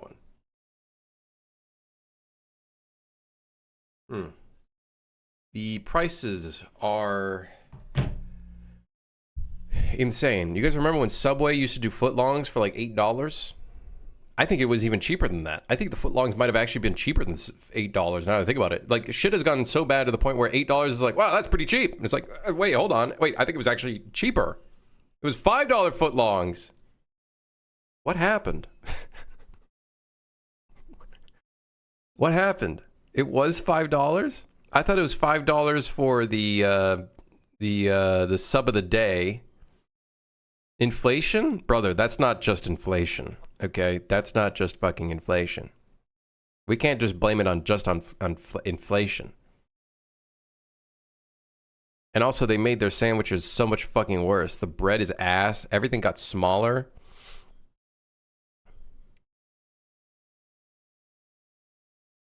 What the hell happened?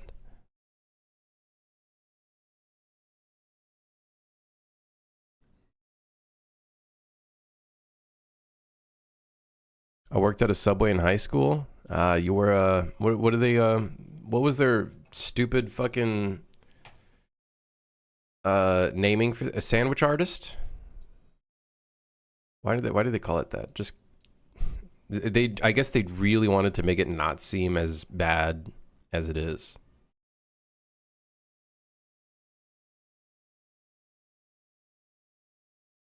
They really need money, Krim. They're struggling.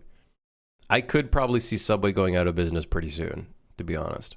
Maybe. Maybe not in the US. Maybe here in Canada. That being said, every business goes out of business here in Canada. That's just the way it goes here in Canada.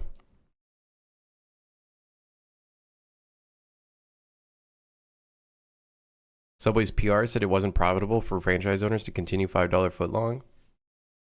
All good things must come to an end, huh?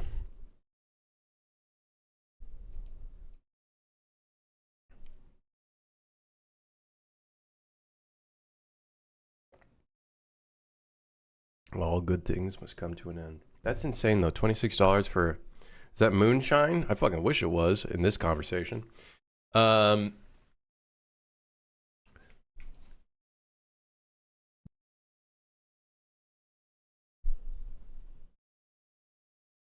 think Subway has the most locations of any food chain in the USA. I would say McDonald's would beat that, would it not? Wouldn't McDonald's beat that?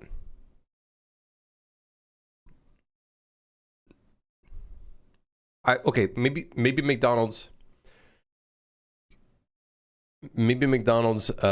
has more globally, more locations globally. It's because they're the easiest to open as an owner. Oh. And I guess McDonald's doesn't do franchising, right? McDonald's is just singular company based, whatever the fuck. Shit my pants, I did. Mmm. Huh? Oop doop whoop diddly doo. Sound, thank you for the prime. Grim opening a Subway soon? No. I don't think so. Listen, man. I literally don't know how to do anything else than what I'm doing right here. Which is sitting on my ass, maybe doing 1 or 2 tasks every day, and streaming.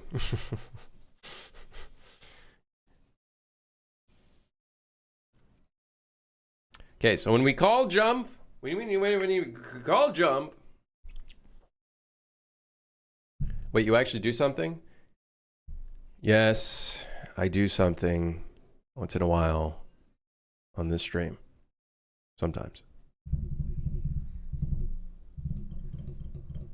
I went to a Subway just 2 days ago and it was kind of depressing. It's a heat wave and there's no AC. Holy Shit moly. my pants, I did. Ego, thank you for the prime as well. Thank you. Thanks, guys. Appreciate that. Thank you for your Bezos bucks. Much appreciated. It will go towards my next cup of coffee. However, we will need more primes for that to... Unfortunately, cups of coffee these days are quite expensive here.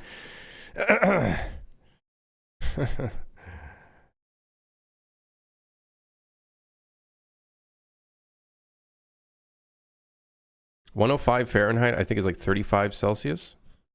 Do I miss the US? No. No, not really. I think it was as expensive, if not maybe more. Now, that being said, I was in like California. I'm sure if I went to like Florida, I'm sure it'd probably be a bit cheaper, maybe. But I think the US is feeling the blunt of all of this as well. I think Europe is also feeling the blunt of all of this too. Slowly but surely. The only place that's safe with proper pricing of literally anything is Asia. You go to Thailand and you can get a fucking anything for fucking cheap. It's crazy. And it doesn't make sense. It's not real. It's not a real place. These places aren't real.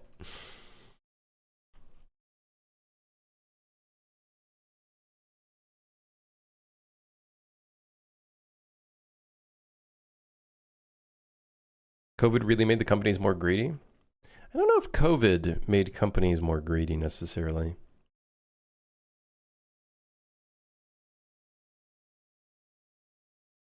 Somebody I worked for in high school was bought by an immigrant family, and then they fired us all, gave us almost no shifts, and replaced us with other immigrants. Wow. How many times can you save before Kerr makes and changes this blueprint? All right, fine. Watch this.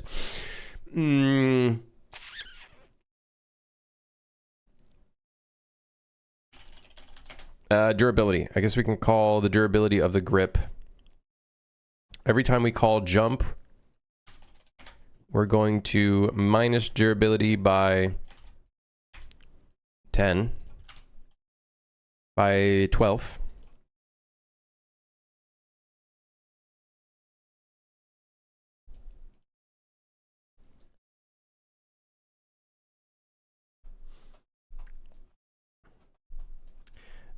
Durability, blah, blah, blah, blah, blah. Durability.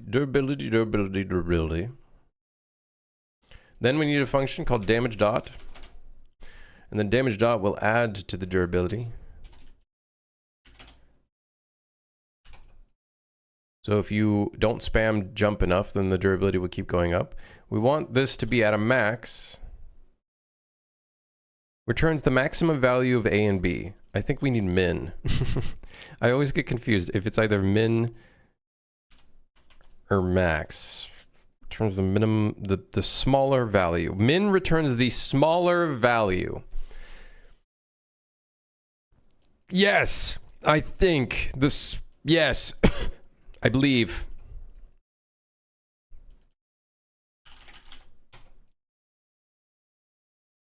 Wait, our damage system happens on client side.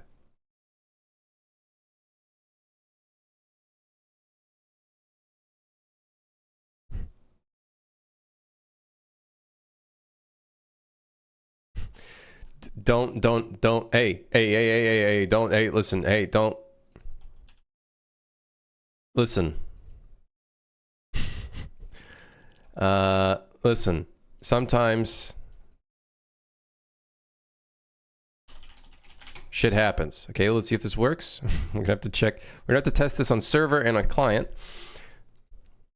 Server and on client. Okay, so,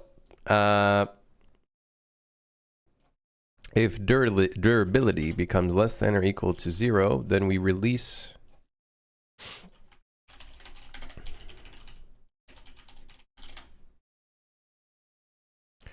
we call release grab event.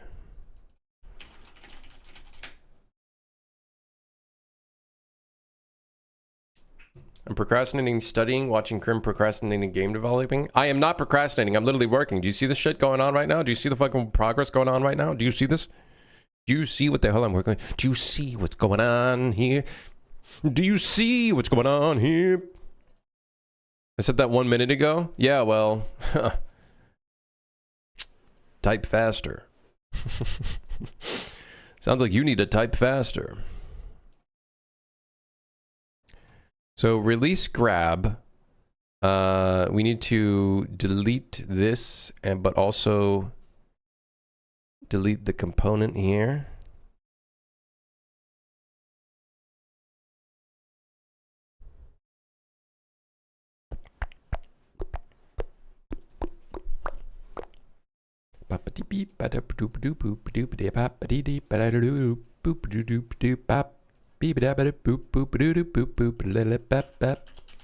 Assign on component activated, on component deactivated.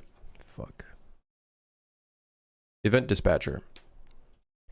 Grab released. Yes. Call grab released. Yes. Very good. Then in here, assign grab released.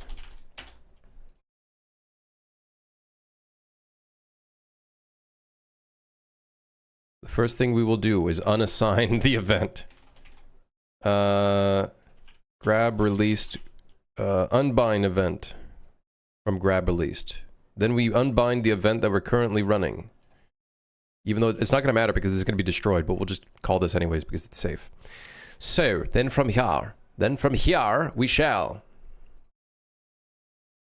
set this to null. And then set the movement speed mult back to 1. And then, that's it. Then in here, we will destroy ourselves. Destroy. Technically, I'd want to detach, but yeah. Why a component instead of just putting the grab on the AI actor? The scene component allows us to place the actual positioning of where the pawn is going to end up interpolating to. And it kind of just keeps things a little separated. Is that a good idea? I don't know. We'll find out. Maybe not. You know, Viter, how's it going? Crimmage of the day, eh? Bonus? Oh, it's me working at Subway. I apparently have blonde mustache now.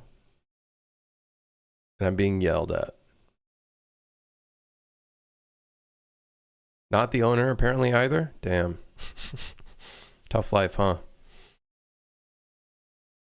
The last time I went to a Subway, which was literally the last time, there was some random guy. I came in and they were finishing up a sub for a guy. And this guy didn't even pay for his sub. Someone else bought the sub for him. Started complaining that the sandwich wasn't toasted enough when it was already finished. It had all like the toppings in it and everything. And then the sandwich artist said that they couldn't like toast it more. And so their reaction to a sandwich that they didn't even purchase or pay for was to take the thing and then throw it all over the place. And then the sandwich went all over the fucking shop. And then the guy walked out. That was my last Subway experience.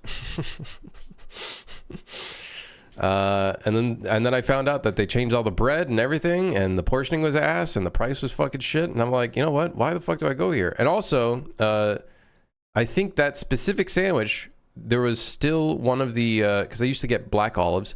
There was the olive nut, and it I think nearly broke my teeth. So I was like, why the fuck would I want to buy a $14, $15 sandwich that could nearly break my fucking teeth? No thanks. Or I accidentally swallow it. That would be worse. Or, well, both would suck. It just didn't taste that good, man. Subway surfing. He's subway surfing. But yeah, I found that very interesting. Some people just don't know how to act. I don't know. Toronto's been going downhill for a little while now. I don't know if it's just Toronto. I'm sure other places of the world are... I don't know what it is. Is parenting died? Has the art of parenting died and now like people are like not being taught manners and anything? I don't know. I don't know what's going on. Instagram is the new parent? Yeah, I've always said that social media is a huge mistake. Last time I went to a Subway, I spent £1 on 6 small potato wedges. That was it for me? What the fuck? That would cost $3 Canadian here. That would cost $3 Canadian here.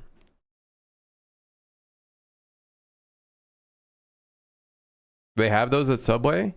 Potato wedges? Probably. I wouldn't doubt it. They had beans at one point, or like, yeah, they had beans, like a bean soup or whatever the fuck you call it. Or maybe that's Tim Hortons. I know Tim Hortons has potato wedges. I haven't been to Tim Hortons either in 2 years. Honestly, fucking all the better. I feel so much better. I literally could care less about Tim Hortons. Very unfortunate because Tim Hortons I feel like is a very big like cultural / identity of Canada in some way. And now it's like basically just no one cares for it anymore, I feel like. I'm sure some people still do, but it is not what it used to be. Okay, so if we spam spacebar, we should in theory be able to break out of the grip. Let's see.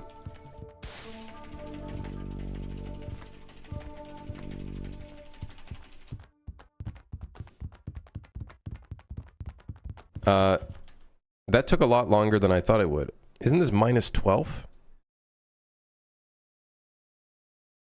Wouldn't that be 100?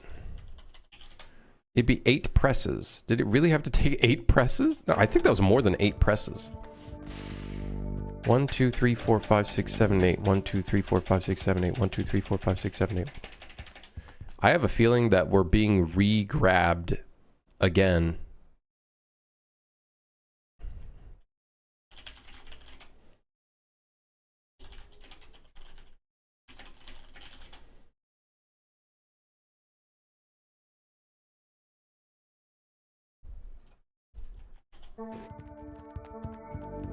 Is this gameplay ability system? Nope.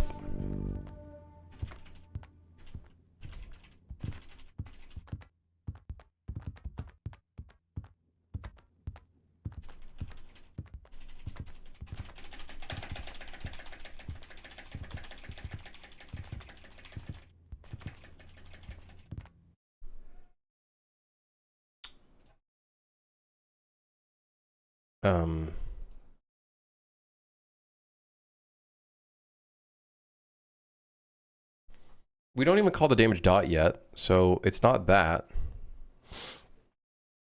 Maybe jump isn't being called as often as I think it is. Called jump. Maybe called jump isn't like able to call all the time. It is probably because of can jump. So let's do this.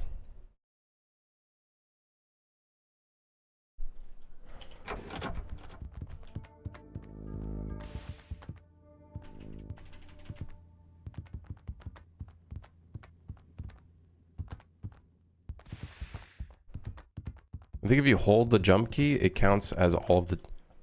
Okay, that's not good.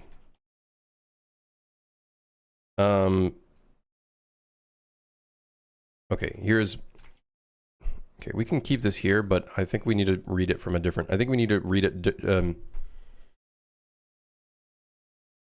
I feel like we need to read it directly from the input event.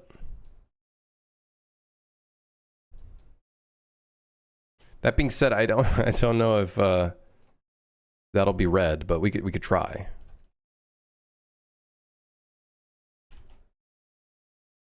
The other problem is there needs to be a cooldown. So let me write this down.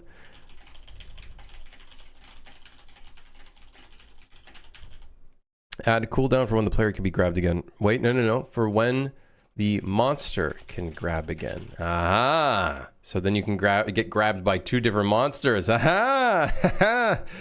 Whoa. Hmm. 2, 3, 4, 5, 6, 7, 8. 1, 2, 3, 4.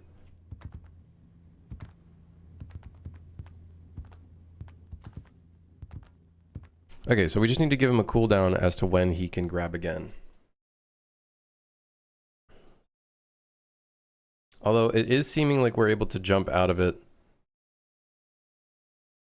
Hold on.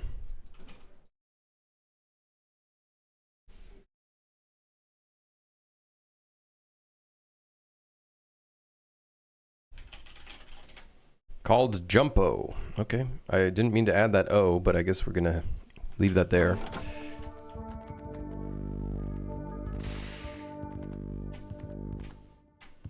Oh my god, it calls both the press and the release. Excuse me, the fuck?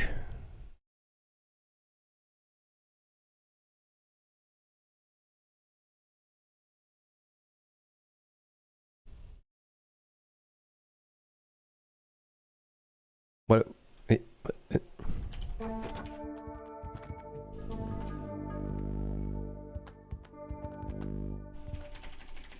There we go. Now it's actually 8 presses.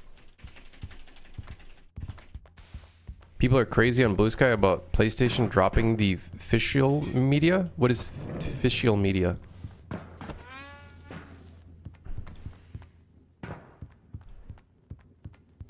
Okay, so now we just have to add a cooldown to the monster.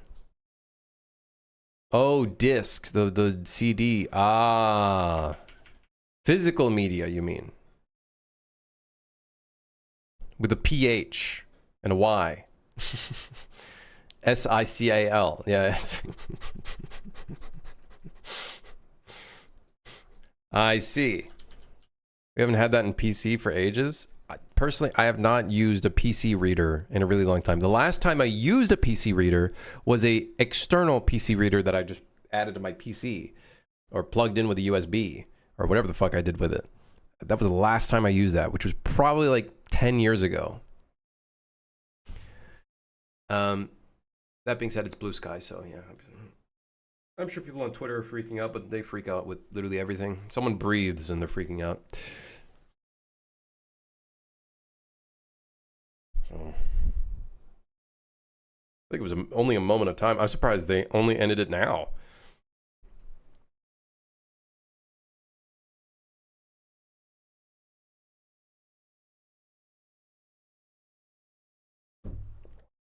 People be like, I don't want waste anymore. No more waste. No more waste. Also, people, when Sony stops creating CDs that like nobody fucking uses anymore. What? No! What? No! No!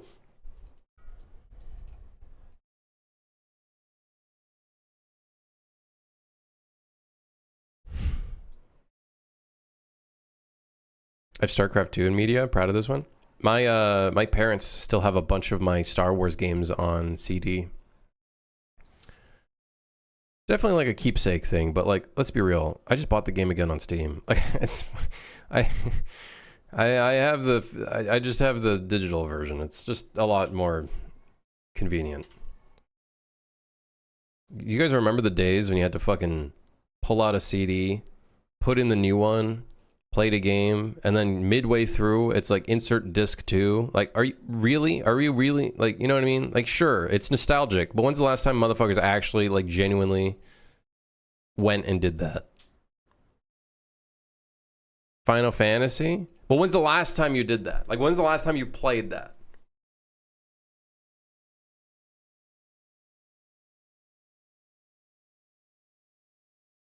And don't say yesterday, motherfucker.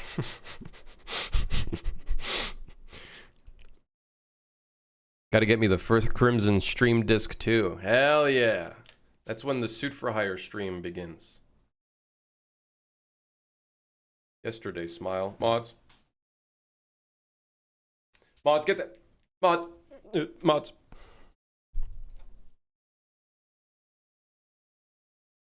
Okay, so the jump is working. Now the only problem is that we get re-grabbed immediately after. So, that's great. We have the release/breakout event and the spamming the spacebar. Damage over time, we have it set up. We just have to set the timer. The additional thing is we now have to set a cooldown for when the monster can grab again. So,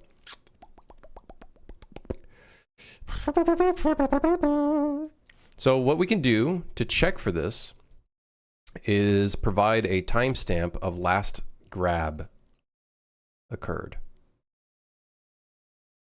We can use a timestamp. Are we still train slopping? We are still train slopping. We are still slopping on the train all over. It's 2 times wider. We've increased the girth of the train. The slopping of the train has increased by 2x, in theory. I do still have some very old plugin libraries on DVD that I would use if I could be bothered. Do you guys remember when some movies had like games like attached to the DVD? I still remember Shrek had like little mini games and like documentaries and all this shit attached to the DVD. We have lost that. That shit's gone. I think you can still find CDs that include a documentary like version or like a commentary version that has like director commentary. I feel like that shit's gone though, which really does suck because I feel like that was a special thing. I remember magazines with demos. Brother, I remember cereal boxes with demos. I remember playing one of them. I think one of them was a French like it's this like cartoon. It's like a French cartoon where it's like a cowboy and he has a dog as like a best friend, or it's a horse. I think it's both. And there was a game for it, and I remember playing that when I was younger. Lucky Luke, that's the one. Yes. Those were the days, man. I think one time also in a Happy Meal in McDonald's, they were giving out, I think, Legos a long time ago. I also remember one time I was on a flight when I was really young, and they gave me a Lego pack as a kid. It was like a little vehicle with maybe like 60 pieces. Insane. We would never get that these days. Brother, they don't even give you biscuits on the fucking flight anymore. They don't even give you pretzel chips anymore. Shit's rough.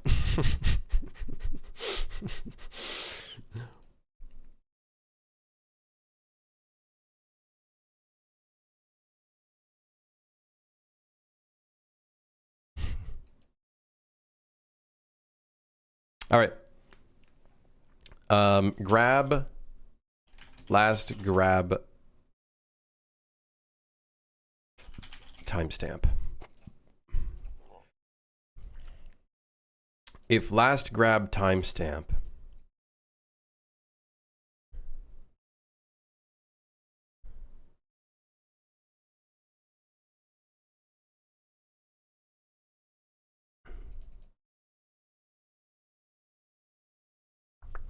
game time in seconds. If last grab timestamp, this minus last grab timestamp, if this is less than or equal to 8 seconds, then allow the grab to go through. Let me double check that that's actually how this should work. Game time in seconds is always going to be larger than the last grab timestamp.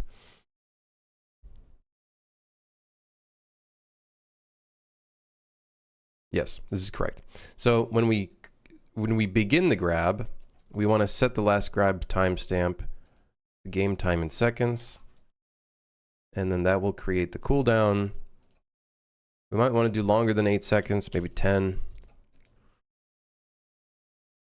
Okay. All right, here we go. Moment of truth. The cooldown.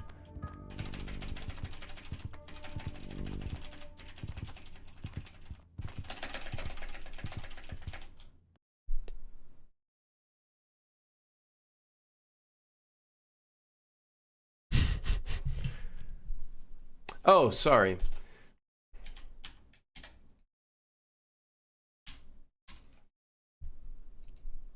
Is it more than or equal to 10 seconds? Yes. I think with the less than, I think I made the system. Oh, now he can't grab until after the 10 seconds are over. Hold on, wait for it. Aha! There we go. Now we know the system works. I'm gonna set that default to like -10, so then we can test this by default.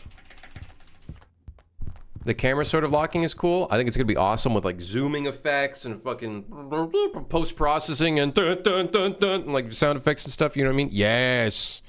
Will he simply walk you off the edge? If you're not careful, he will do that. Yes. Yes. If you're not careful, yes. He will indeed walk you off the edge. And it has happened before. Completely unscripted. It just ended up happening. I did not know. Yeah, and then I ended my stream. Because I was hungry. I was really hungry. Okay, so call to jumpo. We can remove call to jumpo. Grab component begin play. We'll leave that there for now. Okay.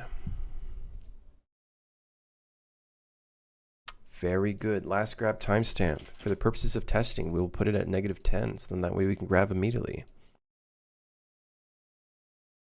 Am I going to telegraph the end of the cooldown?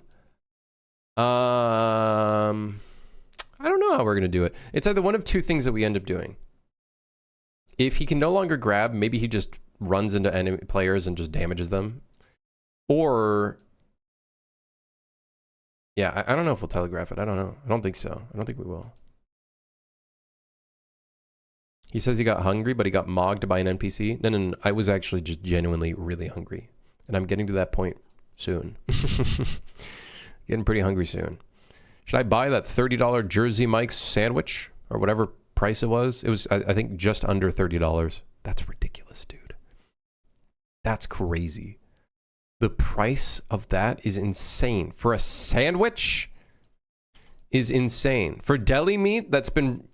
Apparently, they're doing research into deli meat. Apparently, it's not 100% good for you.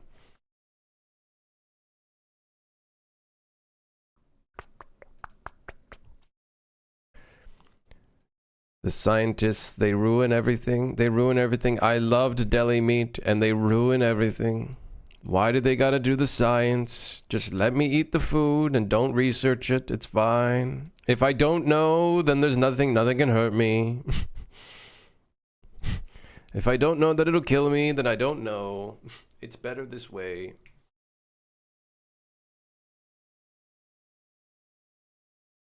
I better stop living exclusively on pepperoni.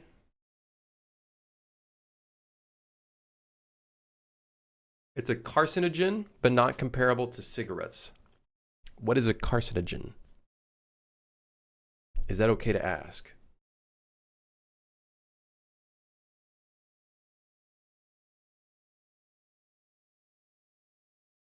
Cancer causing. I see. Carcinogen.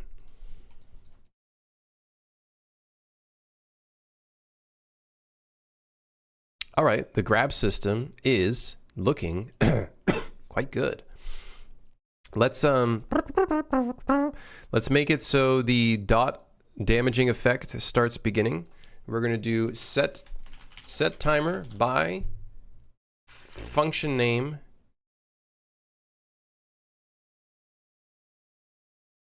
damage dot time 0.5 looping. Compile, save. Done. Then we look and see if it works. We have to test on both server and client. Okay, here we go.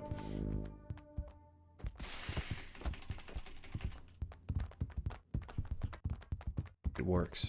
But does it work on a client?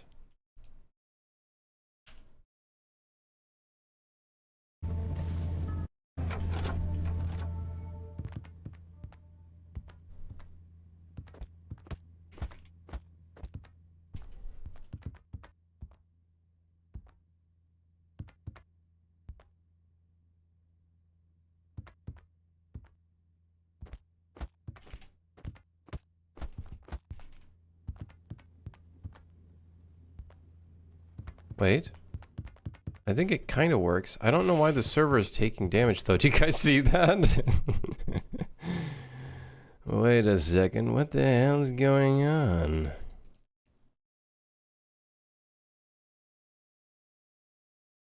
It's very possible that this release grab event is not actually destroying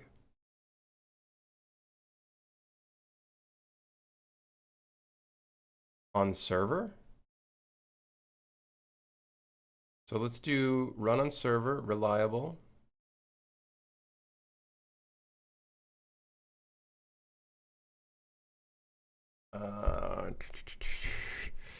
Technically the object is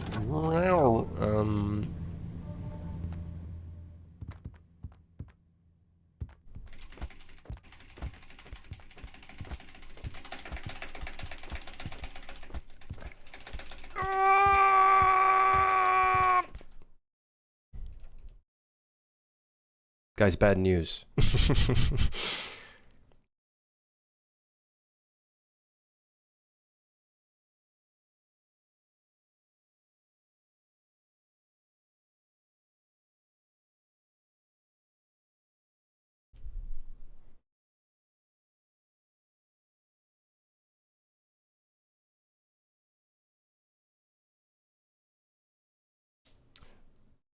Do we make durability replicated? No. Maybe.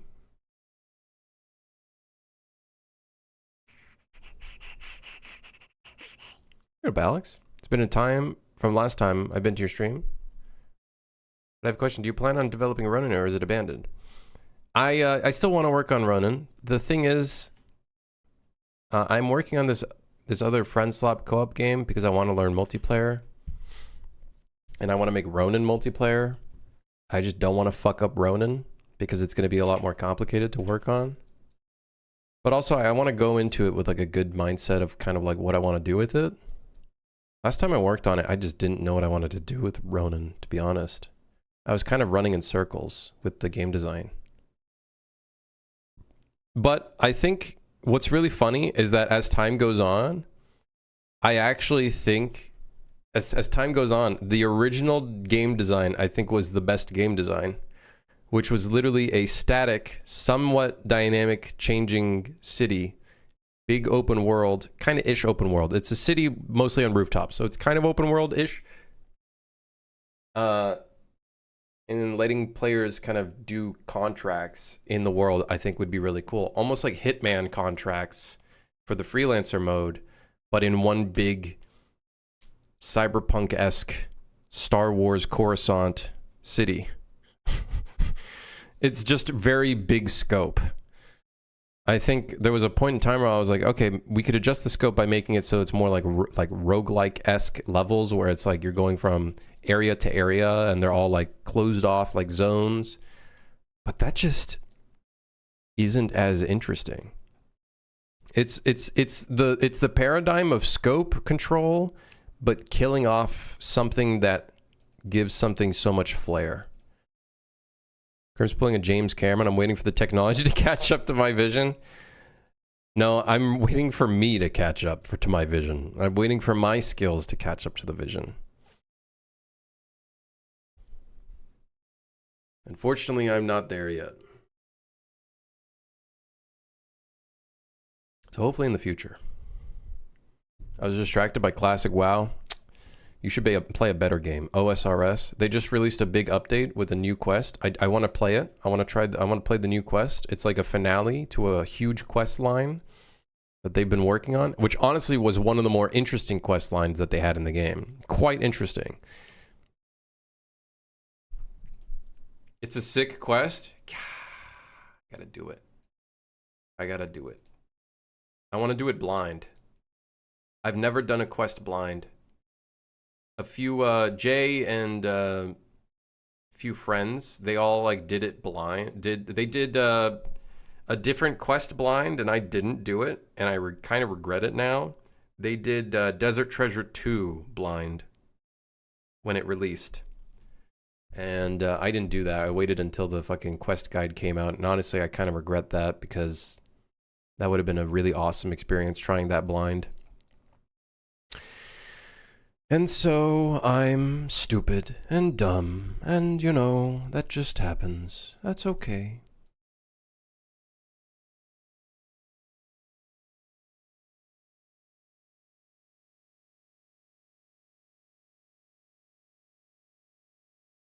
So the release grab event is not calling anymore, even though we're calling it a run server.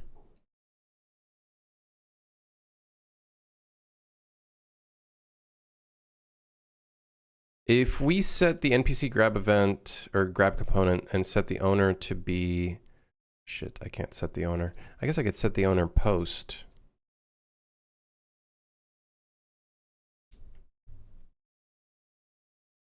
I watched it, and if they keep going in this direction for quests, I want to stick with OSRS to experience them all. I hope they bring in, and I think they are. Apparently, there is a gigantic, huge, insane quest line in RS3, which started in RS2, and I think they're starting to port over some of that stuff into OSRS. I think it's like, I think one of the quests is While Guthix Sleeps, I'm pretty sure. If I remember correctly. And it kind of like spans outward. And I really want to see how they do it in OSRS, because I think it's super cool. Is it the Majorats? Is it that one? I thought While Guthix Sleeps was like the beginning of that big like thing, unless it's like that's a different quest line. I think OSRS is one of the best MMORPGs. I think Guild Wars 2 was fun, but it just didn't drive me. There's something about OSRS's or just RuneScape's storytelling and just like yes, you kind of skip through a bunch of it, but then there's moments where you're like, oh, I'm kind of like you're like reading some of the lines. And you're like, oh, that's pretty good. That's fun. That's little jokes and shit that they put in. They put a little like random humor sometimes. Not like Marvel level humor, but it's like good spot humor. It's British humor, I think. That's what it is. It's the British.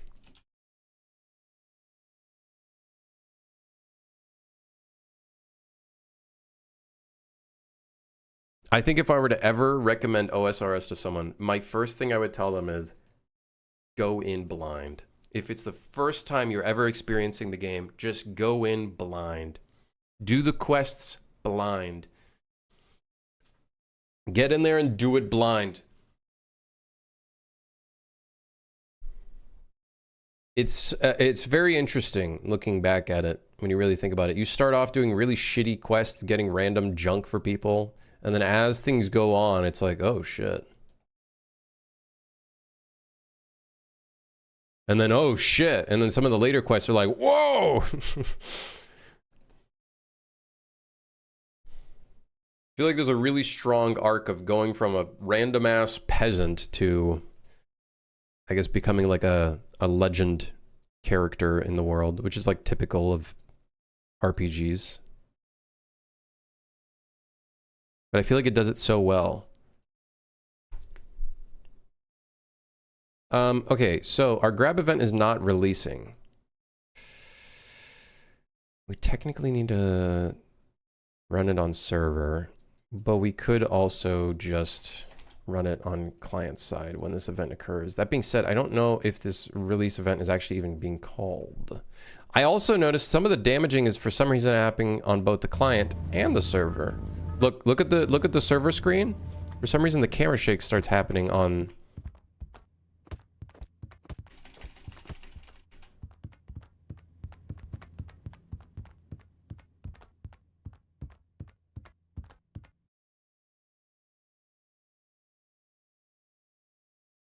because you can't just go do the new stuff straight away. RS3 got that wrong with new stuff. You have to basically do it all. Because you can't just go do the new stuff straight away. RS3 got that wrong with new stuff. You have to basically do it all. I don't know how RS3 does quest releases. As a new character. Wait, what?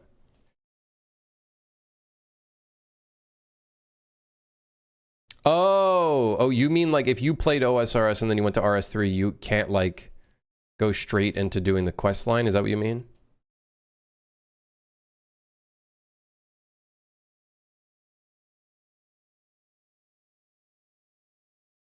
That was a big deterrent, actually, for me when RS3 came out, because I still played RS3.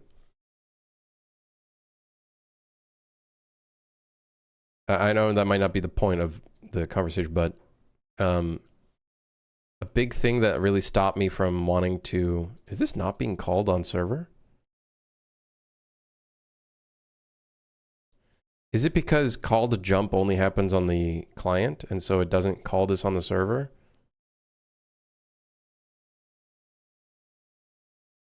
It's very possible that it's not receiving that. How do I send information to the server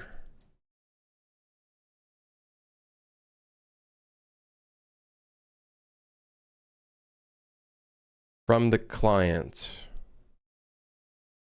I'm having a brain fart. We haven't done replication in a hot minute.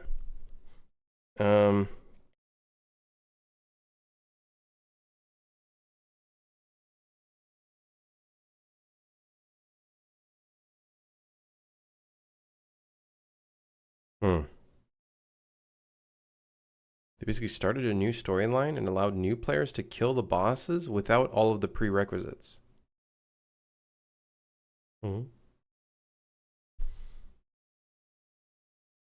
What's the replication I'm trying to do again? Every time the player jumps, they reduce their durability. And then if it's under 0, the durability of the grip, the grab event, then we break the grab event. It works on client side, however, it's not properly destroying on server side. We do need to call a run on server. However, the run on server is not going to know about the jump. The jump is not replicated.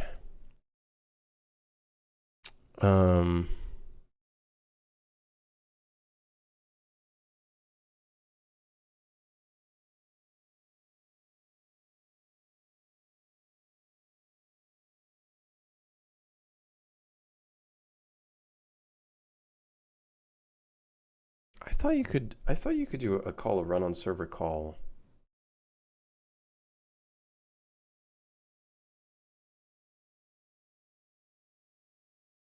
I guess the problem is that this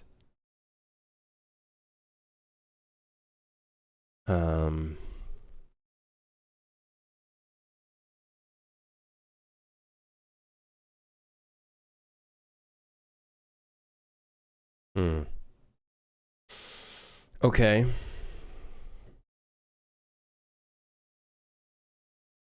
Don't know where I'm going to call this from then. Because this is not known to the server. This is only known to the client.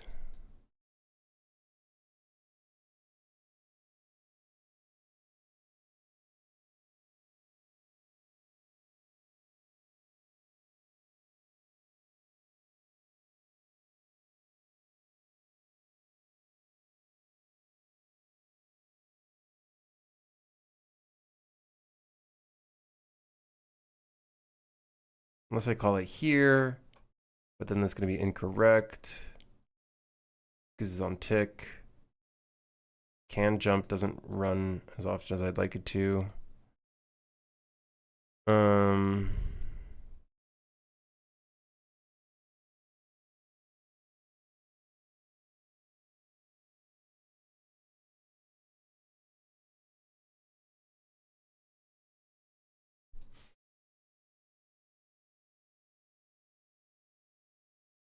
I know we do this whole binding Boolean thing of wants to jump. I'm curious if we can bind, like, if we can bind an event to this as well whenever it occurs. We could probably do it in the movement update, but I don't want to do that. It doesn't 100% work. I bet you if I put call to jump instead in here, in movement update, which I believe is server side, it'd probably work. If I were to guess.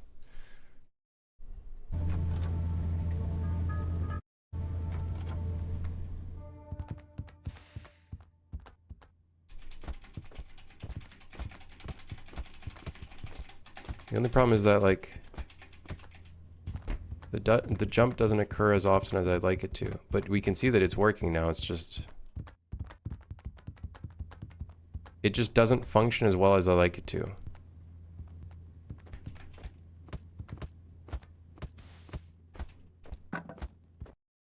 Yeah, which is my own problem. The main problem with this one doesn't get called on the...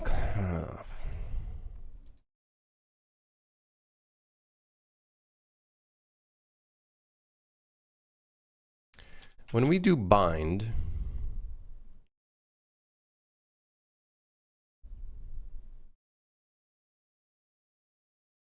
Bind half byte, bind instance struct, bind int, bind name, bind gameplay tag.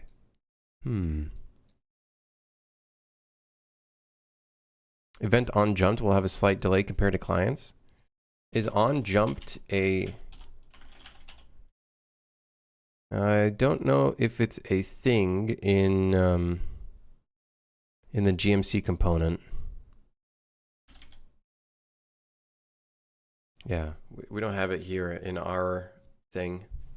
I know it's in CMC, but yeah. Is there a way to call on client side and run an on server call?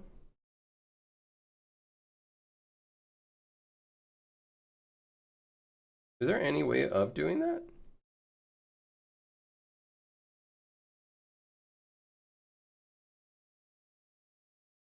I don't think so. Is there?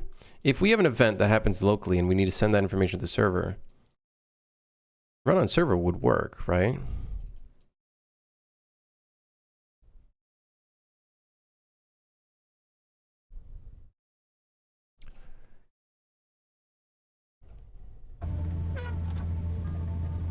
Networking makes me want to introduce my forward to the wall several times and violently. If I did this in a way that wasn't fucking stupid, I think it would be fine, but...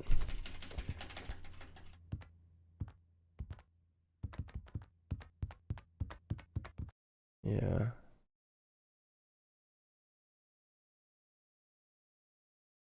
Attempted to access collision component via property component to follow, but collision component is not valid. Prismatica Manager Blueprint. I thought we disabled that. I will have to turn that off. Because I thought we disabled that. Because my own project? No, I get you though. I get you. Is there a way of turning it off? Would I just have to disable the plugin?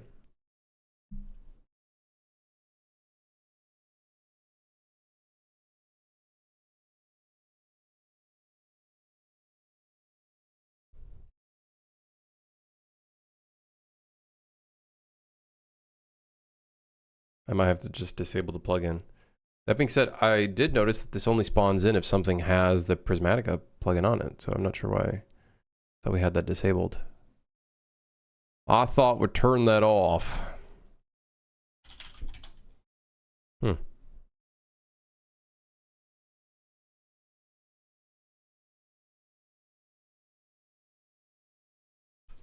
Glad my recent project isn't multiplayer, but I'm gonna get back to it eventually. I like the challenge of multiplayer. I just sometimes have to understand.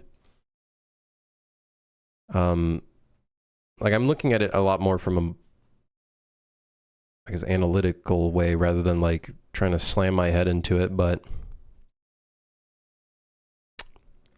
I understand that this is a client-side call that's being occurred. So when we try to do a run on server, it's not going to call it. I just need to remember, how do we call...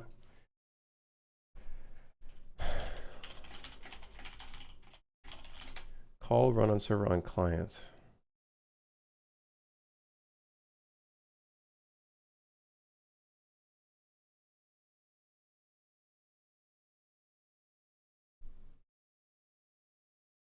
Oh, because it's a scene component. Oh, shit.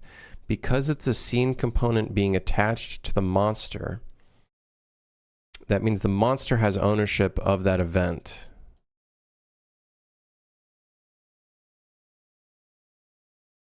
shit. That actually, wait, actor might have actually been better here, because then we could have set the ownership.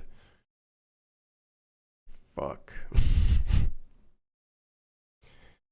Actor probably would have been better for this from a replication standpoint.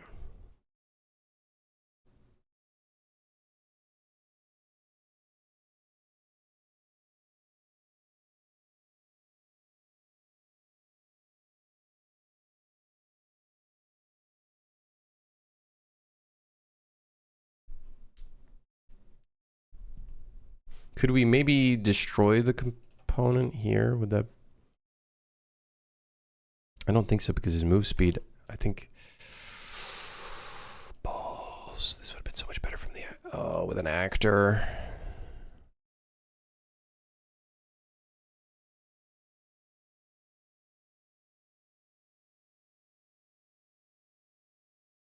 Unless we can have the call to jump event occur on the server properly. The only problem is here is not right because it's on tick. So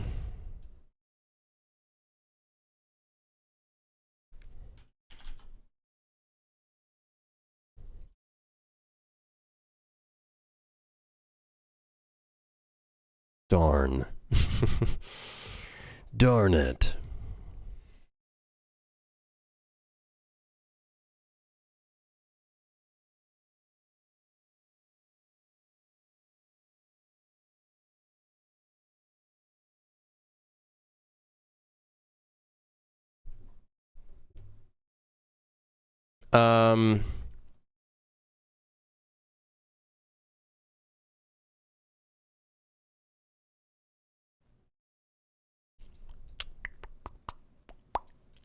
Yeah, because called jump in here is a bit it's a bit delayed. It's not the best place to put it. But in the event, we don't replicate that, so I wouldn't know.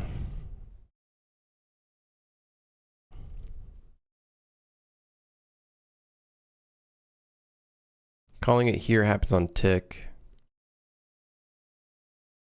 We could do something fucking crazy. We could do something really crazy.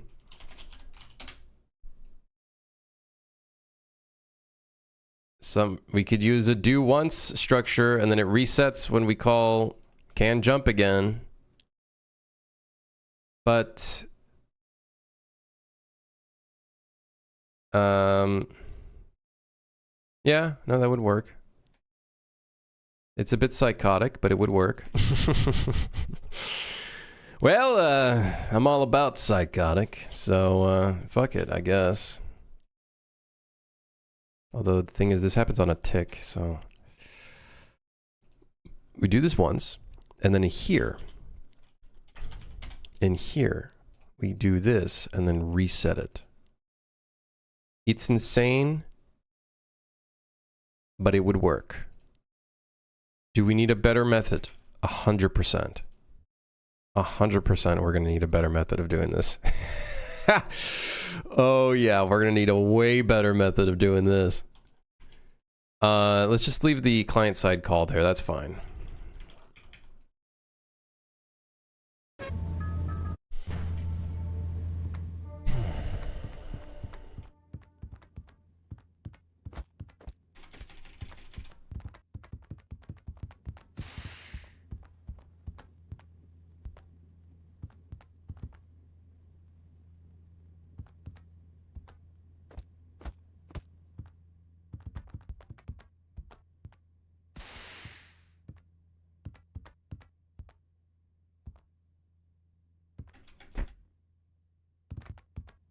I'm also noticing that the grab event sometimes occurs on client side, but not on server. Why is the jump being so, Oh man, I should have made this an actor. That would have made the replication so much easier.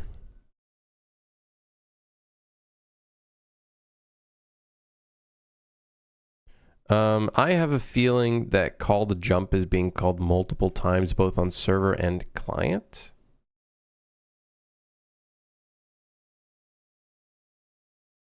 It's also possible that we have to replicate durability as well.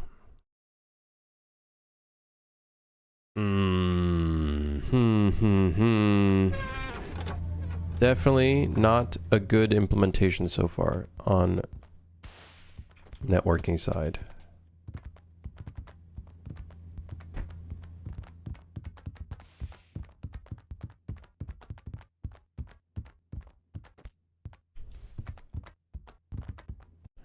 Okay. Crazy.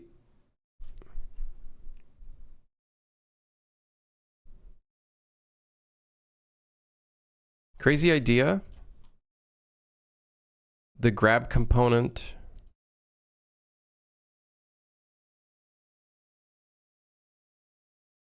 Could be client side. Don't replicate the component. We're going into crazy territory here. We're going into crazy territory. We have a lot of stuff that's client authoritative in here already anyways. Setting the control rotation, setting the actor location, that stuff is client authoritative. Dealing damage, client authoritative. We could very well make this all a client authoritative event.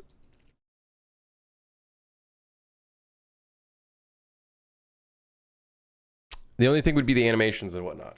We would need the animations to be replicated. That stuff we would have to probably replicate.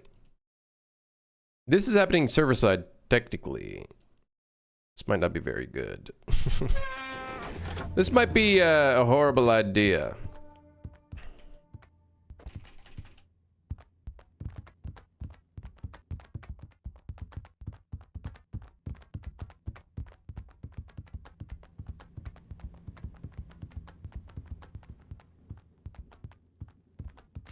Sorry.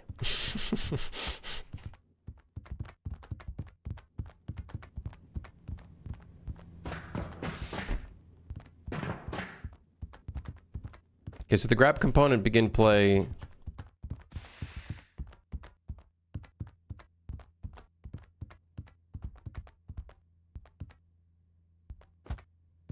Still not 100% where I want it to be on a multiplayer basis. Let's add a task just so I know.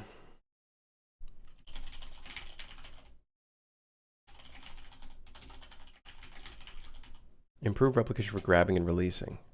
I should probably do a big like refactor of how we deal damage and stuff. It really shouldn't be something that happens on client side.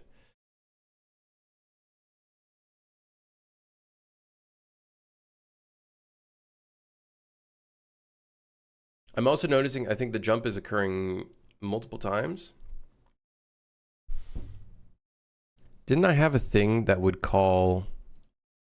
Oh, I deleted it.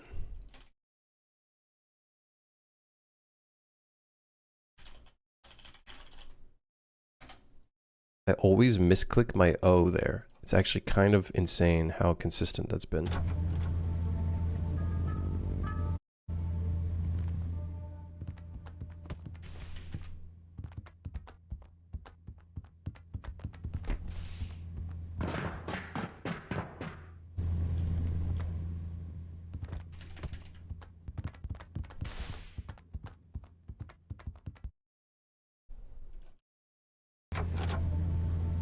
And the client-side authority is fine for friend swap. It is. The problem is when you have a replicated actor trying to call events.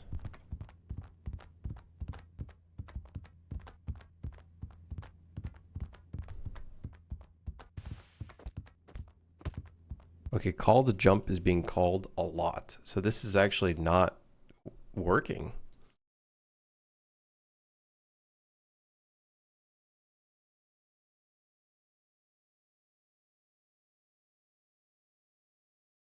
It's almost like it's calling true and false constantly. In here, interesting. Ideally, we would do the jump here.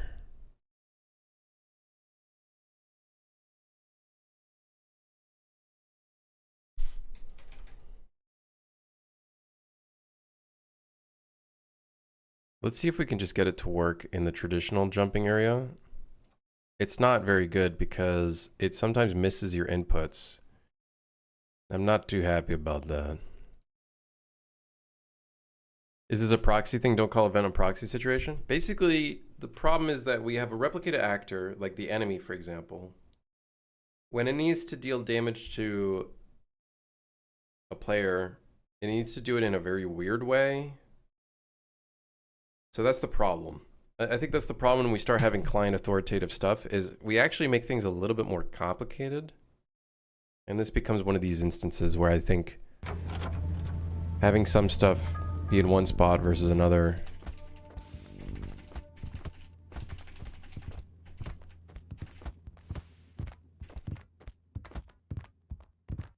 Okay, we need to make it, so here's what we can do. As a little band-aid fix, every time we hit this, maybe we minus more of it, or even minus 20, because the jumping isn't as frequent with this, the way that we're currently doing it.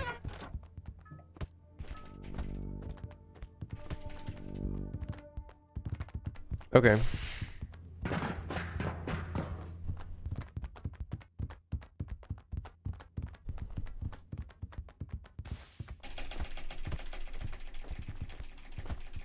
It doesn't, it's just, the only problem I don't like with this is it just doesn't feel like your jumps inputs, I feel like some of them are being ignored just because of the way that we're reading the jump event.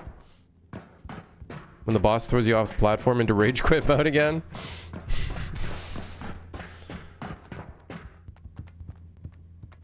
Server control bot should damage on server, makes sense. Yeah, yeah, but the problem is, so basically the only way for a monster to deal damage to a client is the client needs to receive the damage call. Basically, so if it's like their thorns or like nearby damage, if they like touch you, that needs to call on the client. Which just like causes so many problems. We have so many problems here. So many problems. It's not very good. It's pretty shit.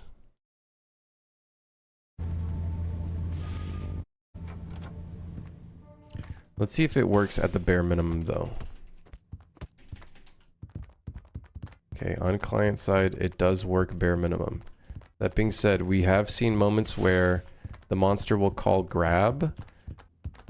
See, right there, server, grab, but the client is not grabbed until I move closer in. So I think the act of grabbing needs to be replicated. That should be 100% replicated. If this occurs, this should happen on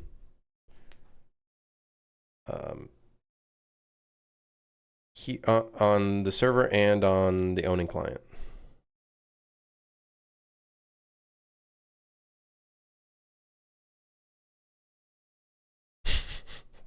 I'm gonna do something really stupid. This is like this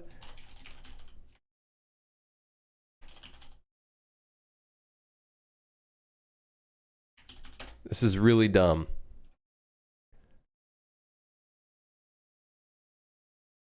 But watch this. Grab entity will call client grab entity.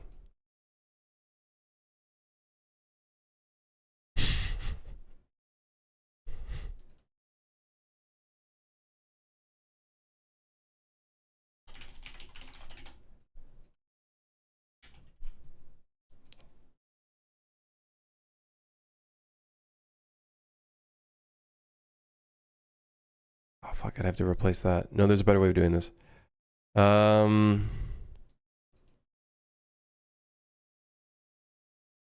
This is stupid replication.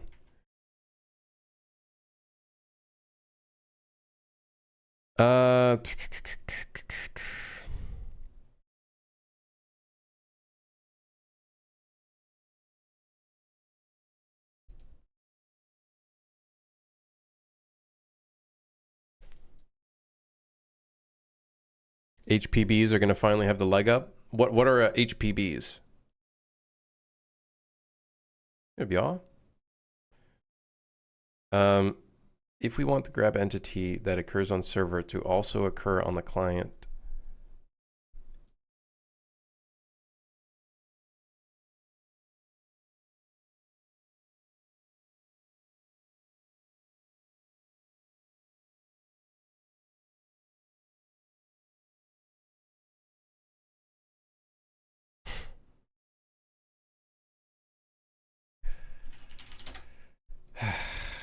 it's really stupid, but... Or no. I have an idea. We call grab entity high ping bastards. I've never heard that term before. And I feel like that's something that I feel like I would have heard of in some of the games I would have played back then. Maybe someone said it and I just never understood it up until this point. Maybe I did hear it.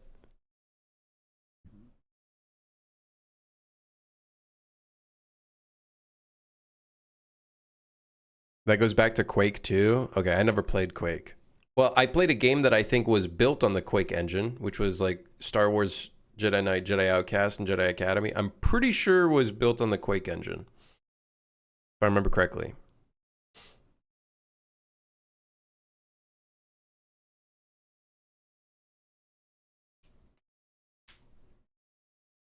I think.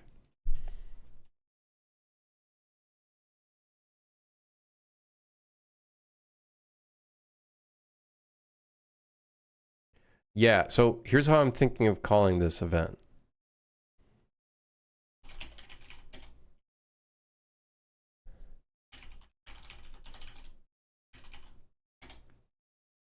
Replicated grab event will... So when we call the grab entity, we're going to run on owning client.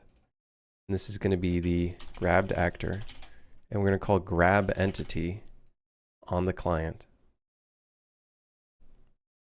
So when grab entity event occurs,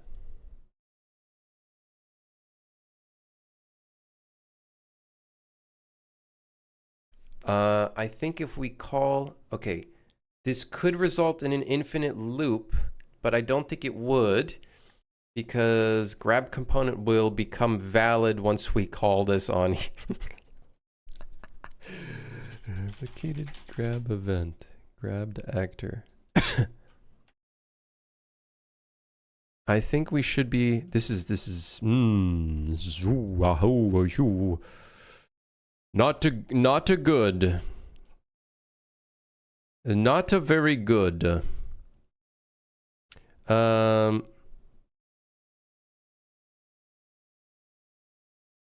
Whatever. It's not a good way of doing it, but it should work. So basically, if the server calls it, it should call us grabbed.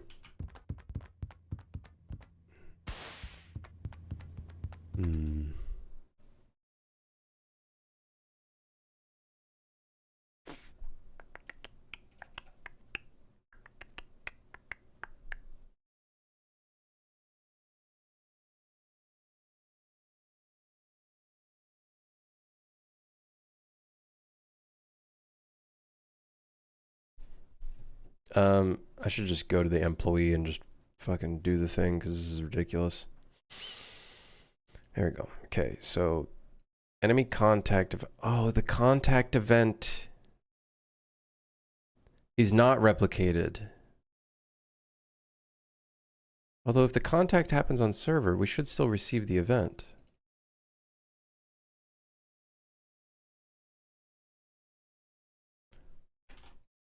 I think we should still receive the event.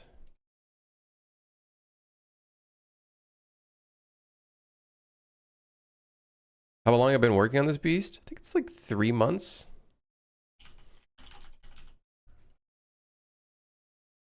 I want to say.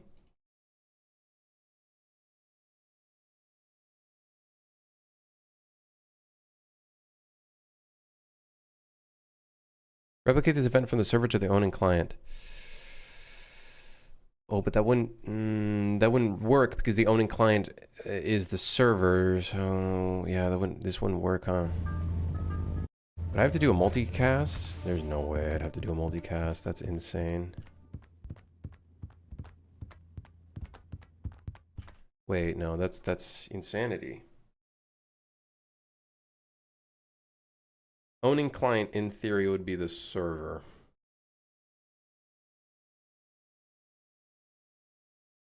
Started trying out multiplayer myself a few days ago. It's a different beast. For me, I still to this day, like, I've been getting better at it. Definitely better than when I first started game development. But it is still a little bit of, sometimes, especially in these moments where I'm not thinking straight, it is a little bit of,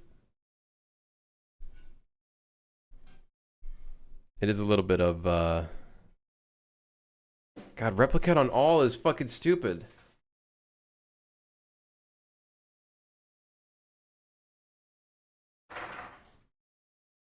Yeah, relevancy I don't care too much for. I just need to call it directly on the client that's being affected by it. And they should be in relevancy anyways. But then the problem is I have to check if the grabbed actor is equal to the actual actor we're grabbing. I guess would that, I know this is probably not correct, but would it be player pawn?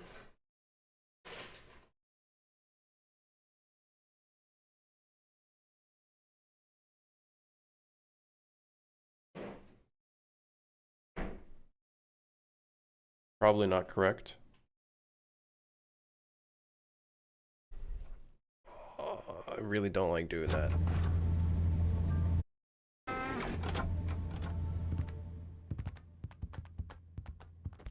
It was a delayed grab event, but it happened. It worked.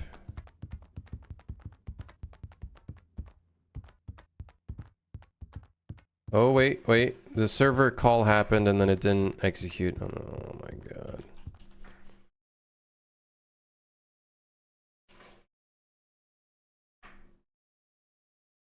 Getting grabbed in such a complicated network situation, it's just, the way that we're doing all this stuff is wacky and shit and stupid. And so, like, that's the problem that we have here.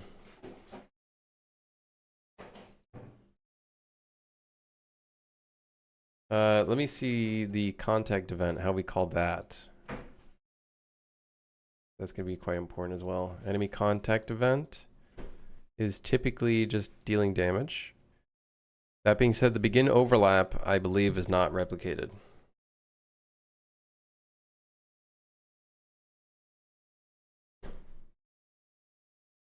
You could cast for that pawn on the server and then call its owning client RPC, and it should handle it appropriately.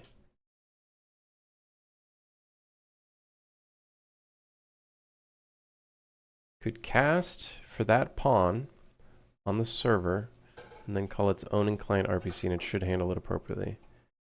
That being said, if we do owning client RPC, we would have to put it in the player character, right? Not inside of the monster.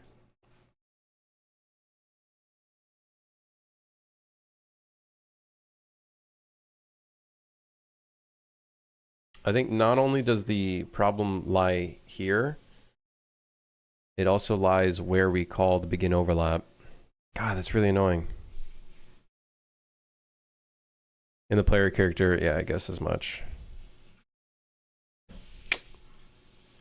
Yep, that's the problem with this kind of shit.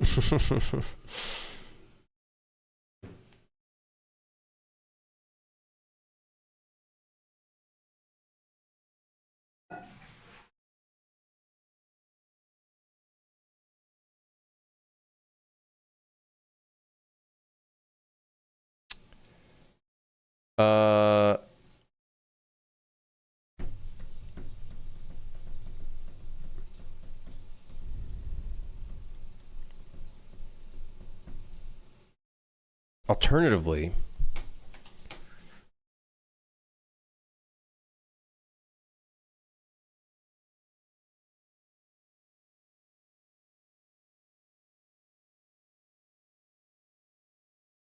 could also do a component approach where it finds the component on the server and calls the function, and it's based on who has the component on them. So players will have it be an owning client RPC.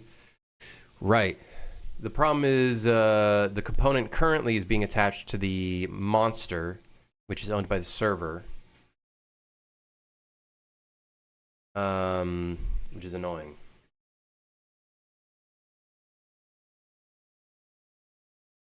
Unless it's the client version of the monster, which then I guess it's owned by the player. Because we do the begin overlaps and the damaging on client side, which honestly is a big mistake. Honestly, this shit being client side is a huge mistake.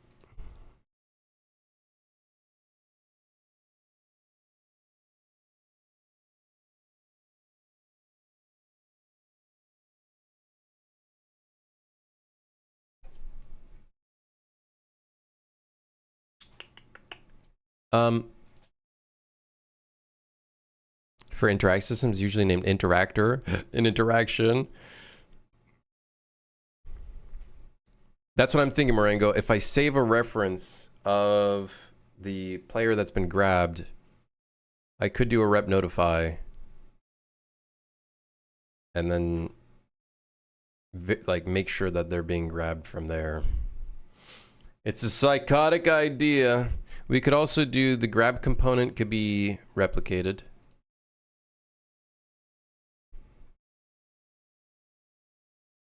Or rep notify.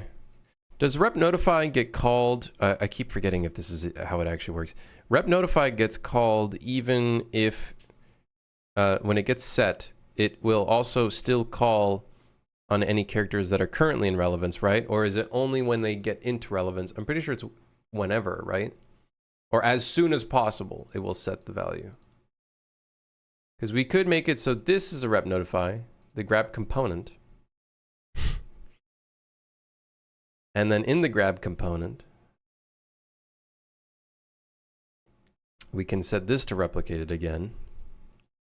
And then we set the grab actor replicated. And then what we can do is in here, in the rep notify of grab component,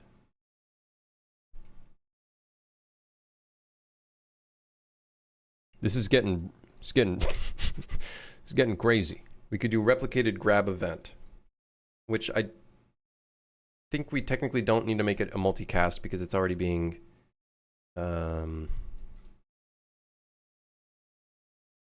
sent. We'll do actually no, we'll do this.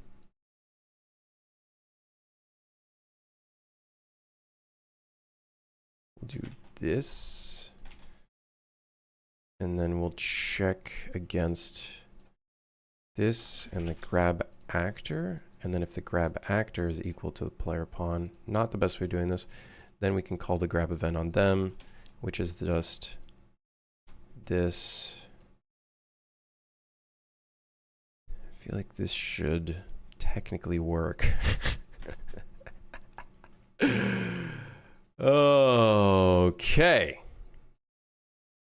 So this sets grab entity, then it sets the value with a notify on the server. Then in the notify, then we have the grab component. If you do the thing, then the grab entity. Okay.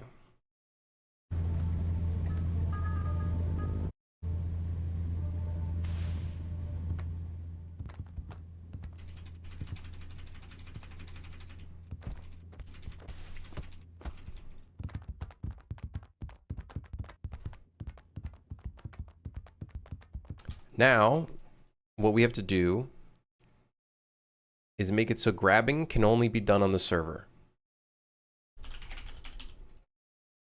Because I noticed that once it reaches the cooldown, then the client gets grabbed on client side. So we only want the grabbing to occur on the server.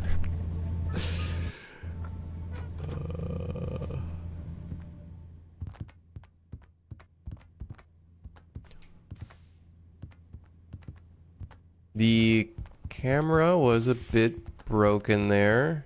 I don't know if you guys noticed. I think it started facing towards 0, 0.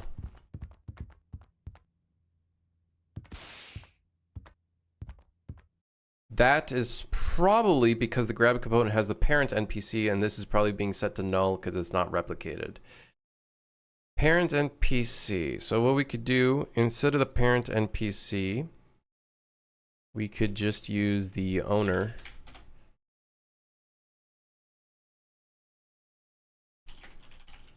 Of this component, and then that will become the new eyes viewpoint. And let's double check that that should work. It should. In theory, I think the client should know who has the owning component, and they do. Okay, you gotta admit though, okay, multiplayer is fucking rough at replication and really grasping your head around it. But when you get it working, when you get it working. Now, is it a clean flow? I would actually argue this is much cleaner now because now the server is handling all of the grabbing system. So I would argue this is actually a much better way of doing things. Now, one problem. There is one big problem. The damaging isn't happening on the client.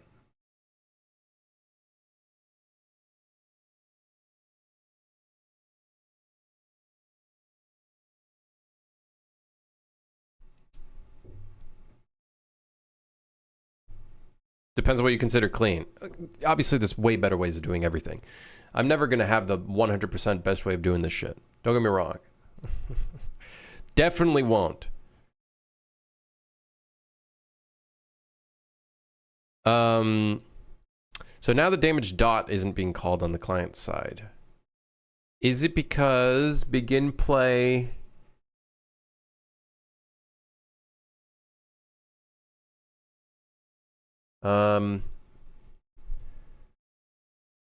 Is it because the begin play doesn't run on the client?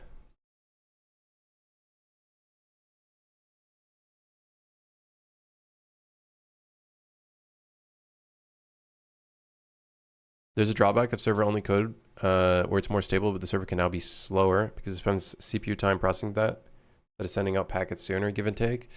Yeah. Like... I do like the fact that the grabbing event happens on server side. Like the state is on the server. But now the problem is the begin play does not play on the client side. How can we... Is there a different node in here that we could possibly use for client side? Because we're not receiving begin play anymore. I'm gonna check something.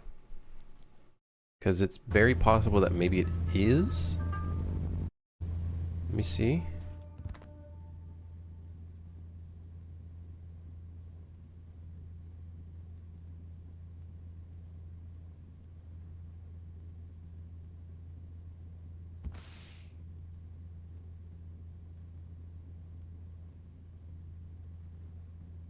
Oh, grab actor unknown.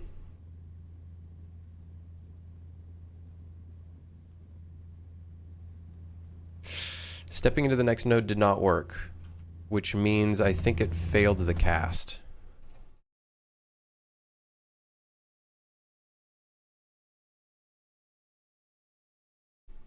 Am I, yeah, I think it is failing the cast.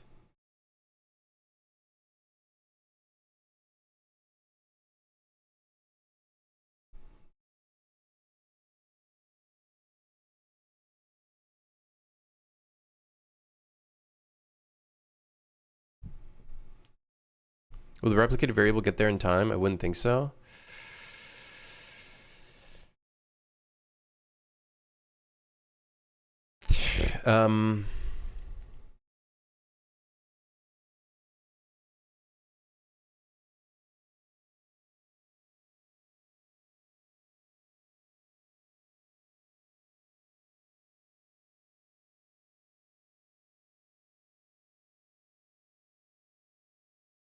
I'm actually also kind of worried. We might be spawning two of these components. Because here on grab component, we call grab entity. And then the component here... Wait, hold on. We might not have to make this replicated. Let me just see. We might not have to make the grab component thing.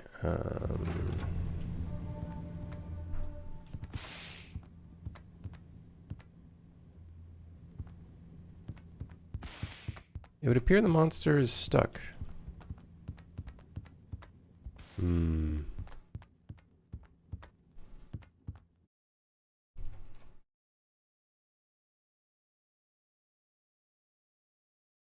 There might be a better way of doing this. That's kind of like a middle ground. Ideally, the middle ground would be...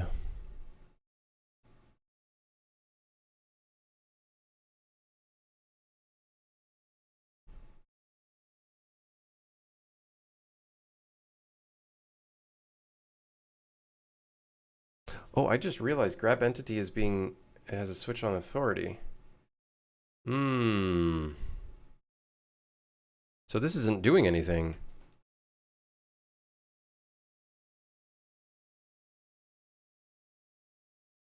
Wait, really? No. Wait, really? Wait, no. Wait, really? Wait, no.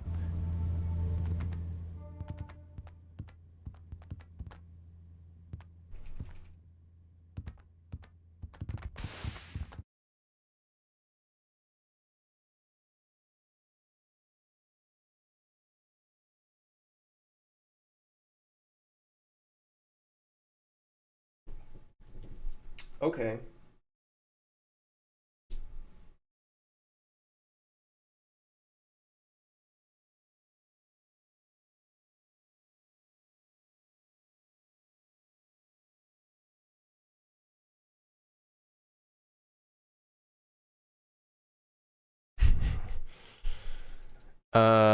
Let's delete this. We might actually not even need the on rep for the grab component.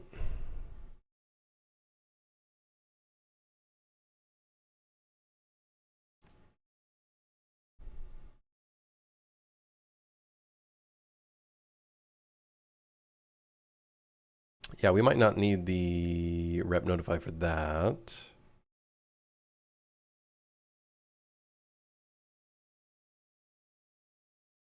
Do you see there's no blueprint system for new Unreal 6? What?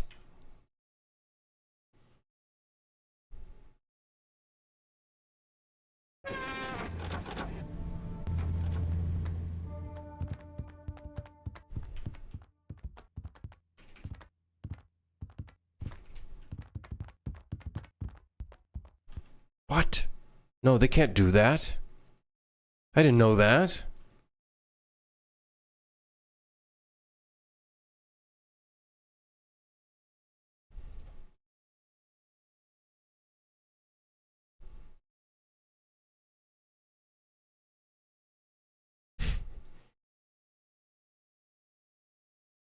I didn't know that. What the fuck? Guys, that's insane. What the hell? No!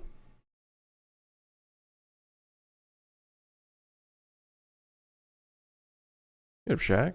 I'm applying for Hollywood level behind the scenes jobs. I'll be making Avengers in no time. I don't think you want that job, brother. With the shit we've been hearing, I don't think you want that job.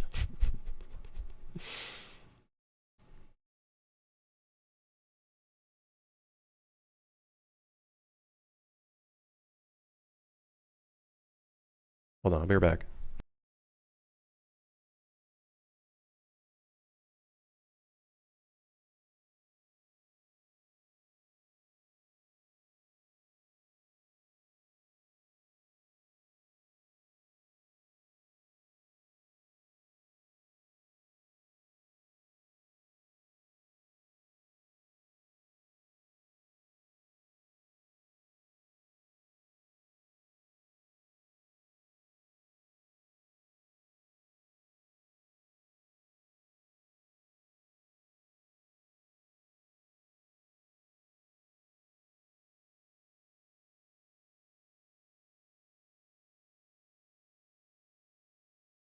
Hello.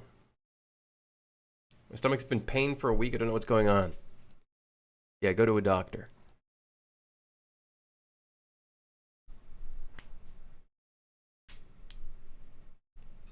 Go to a doctor. Recommend doctor. Recommendation doctor. So our issue here is I think begin play is being called. However, the cast2 is not receiving the grab actor variable. Let's see if when we do a print string, if we receive it on the client.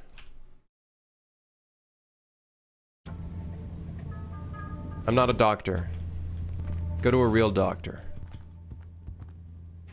The client is receiving the call. Fuck, so that means this grab actor variable is not receiving the correct one.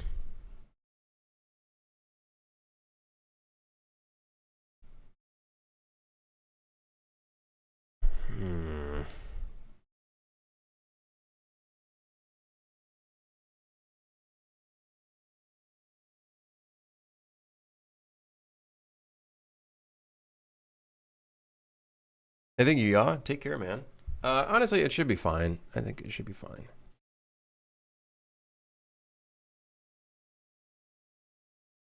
I think it should be fine. I think what we can do, though,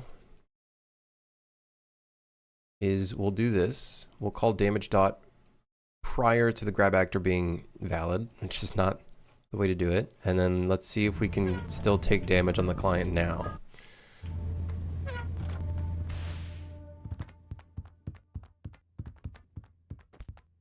Yes. It is a bit weird that the server's camera is shaking as well. That could just be the fact that both clients are on the same PC. But we are going to have to test that. But that's working relatively... Yeah,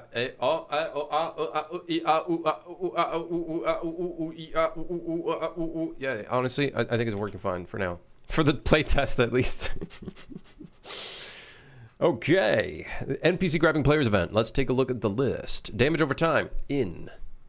Improve replication for grabbing and releasing.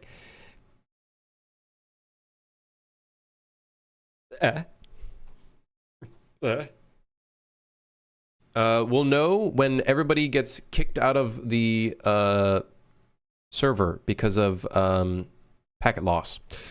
Or whatever the other thing is when players start getting kicked out. Which is the worst thing that could happen.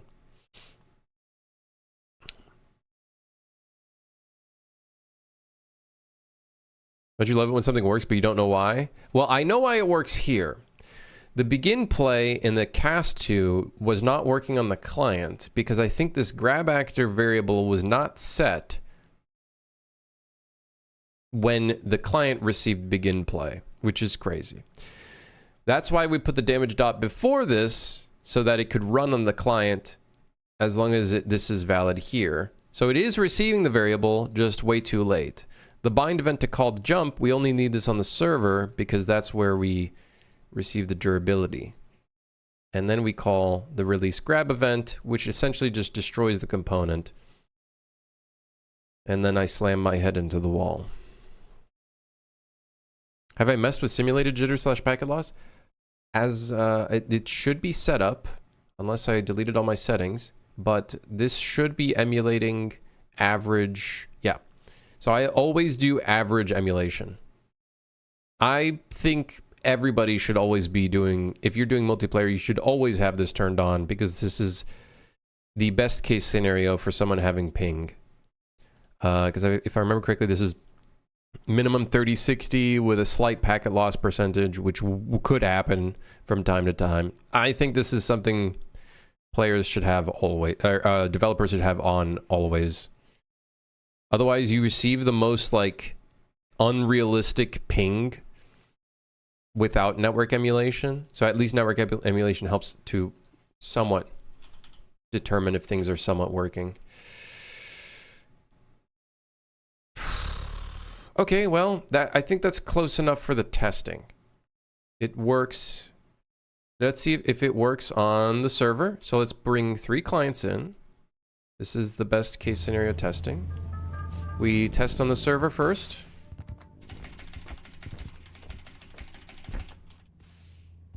All good. Next up, client 2. We also have to test, can we go from one client to another getting grabbed?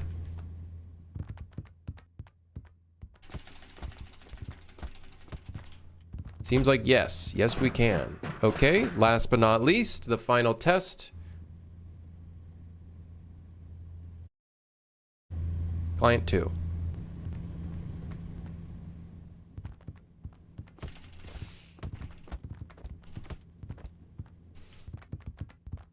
Okay.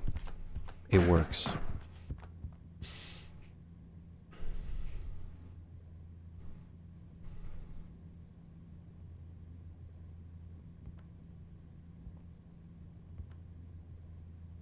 What if 2 clients are in grab range? I believe only one of them will get grabbed. At least that's how I coded it. Since it's now authority based, the server can only have 1 grab component at a time. Yes. So only one of them will get grabbed. What's my friend swap even about? All of the players are employees of a monster train, and they have to keep the train running. That's basically the... Yeah. Is this the friend swap game? It is the friend swap. Okay, grabbing works. Very good.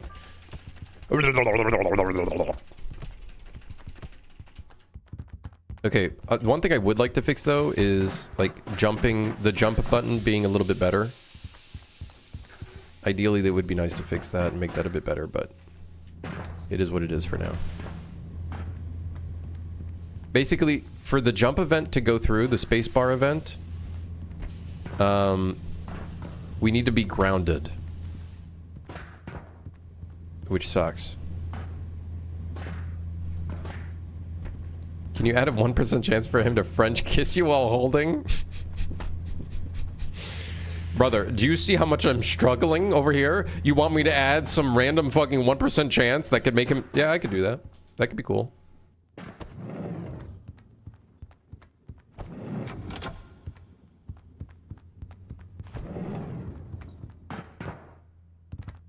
Alright, well, it works. The only thing is spamming jump really doesn't make any difference. Could be a good thing. Could be a bad thing.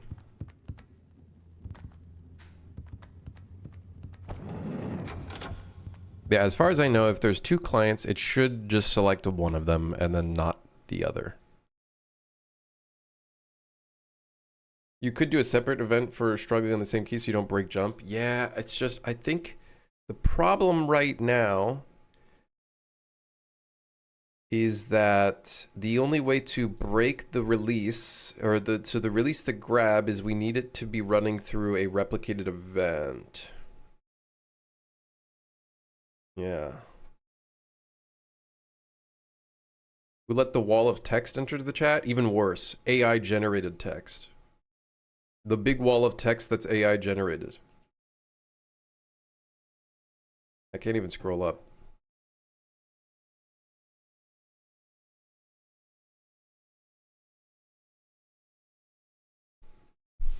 What's worse? A guy who can barely speak English writing a huge paragraph, or AI generated text that's a huge paragraph? Which one's worse? That's a tough answer. At least the other guy tried. True. I agree with that. At least the other guy is trying.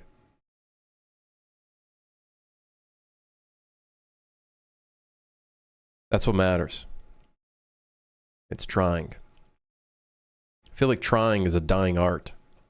Nowadays, you gotta be perfect or else you're fucking nothing. No, let's go back to trying. Trying is the best. Try to make games. It's fine to try. You're going to fail. That's okay. That's part of the design. Alright, grabbing is in. Guys, it's in. Holy shit, it's in. The rest is visual stuff, audio stuff, a couple little fixes, like improvements with the jumping event thing, so then spamming actually like works. That would be nice.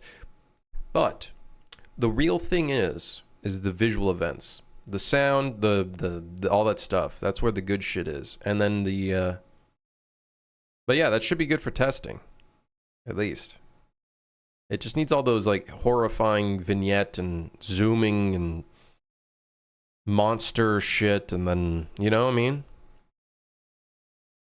Also, we have to see what happens if the player dies while this is occurring.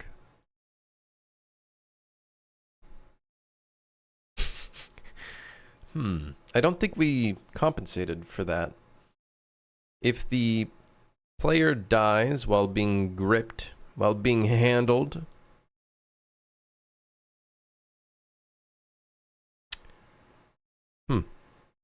well, Problem for future me, not for current me. On that note, 4-hour stream. Pretty good, I'd say. Pretty good. Pretty good, eh, I say. Pretty good, eh, I say. Pretty good, may I say. Next stream. Tomorrow, I believe. How is it already July? Is insane. It is insane that it is already July. I am baffled that it is already July. So, hold on, let me check my schedule. I should be free tomorrow to stream again. Yes. Next stream tomorrow! Thanks for dropping by. Thanks for lurking, chat, and sticking around, and I'll see you guys tomorrow. We worked on some pretty good stuff today. I think we are getting close to a playtest. Yes, a playtest. May I say, maybe soon, maybe this week, I don't know, possibly. A tech playtest. Put Gaz in. I'll think about it. Anyways, goodbye. Have a great day. See you tomorrow.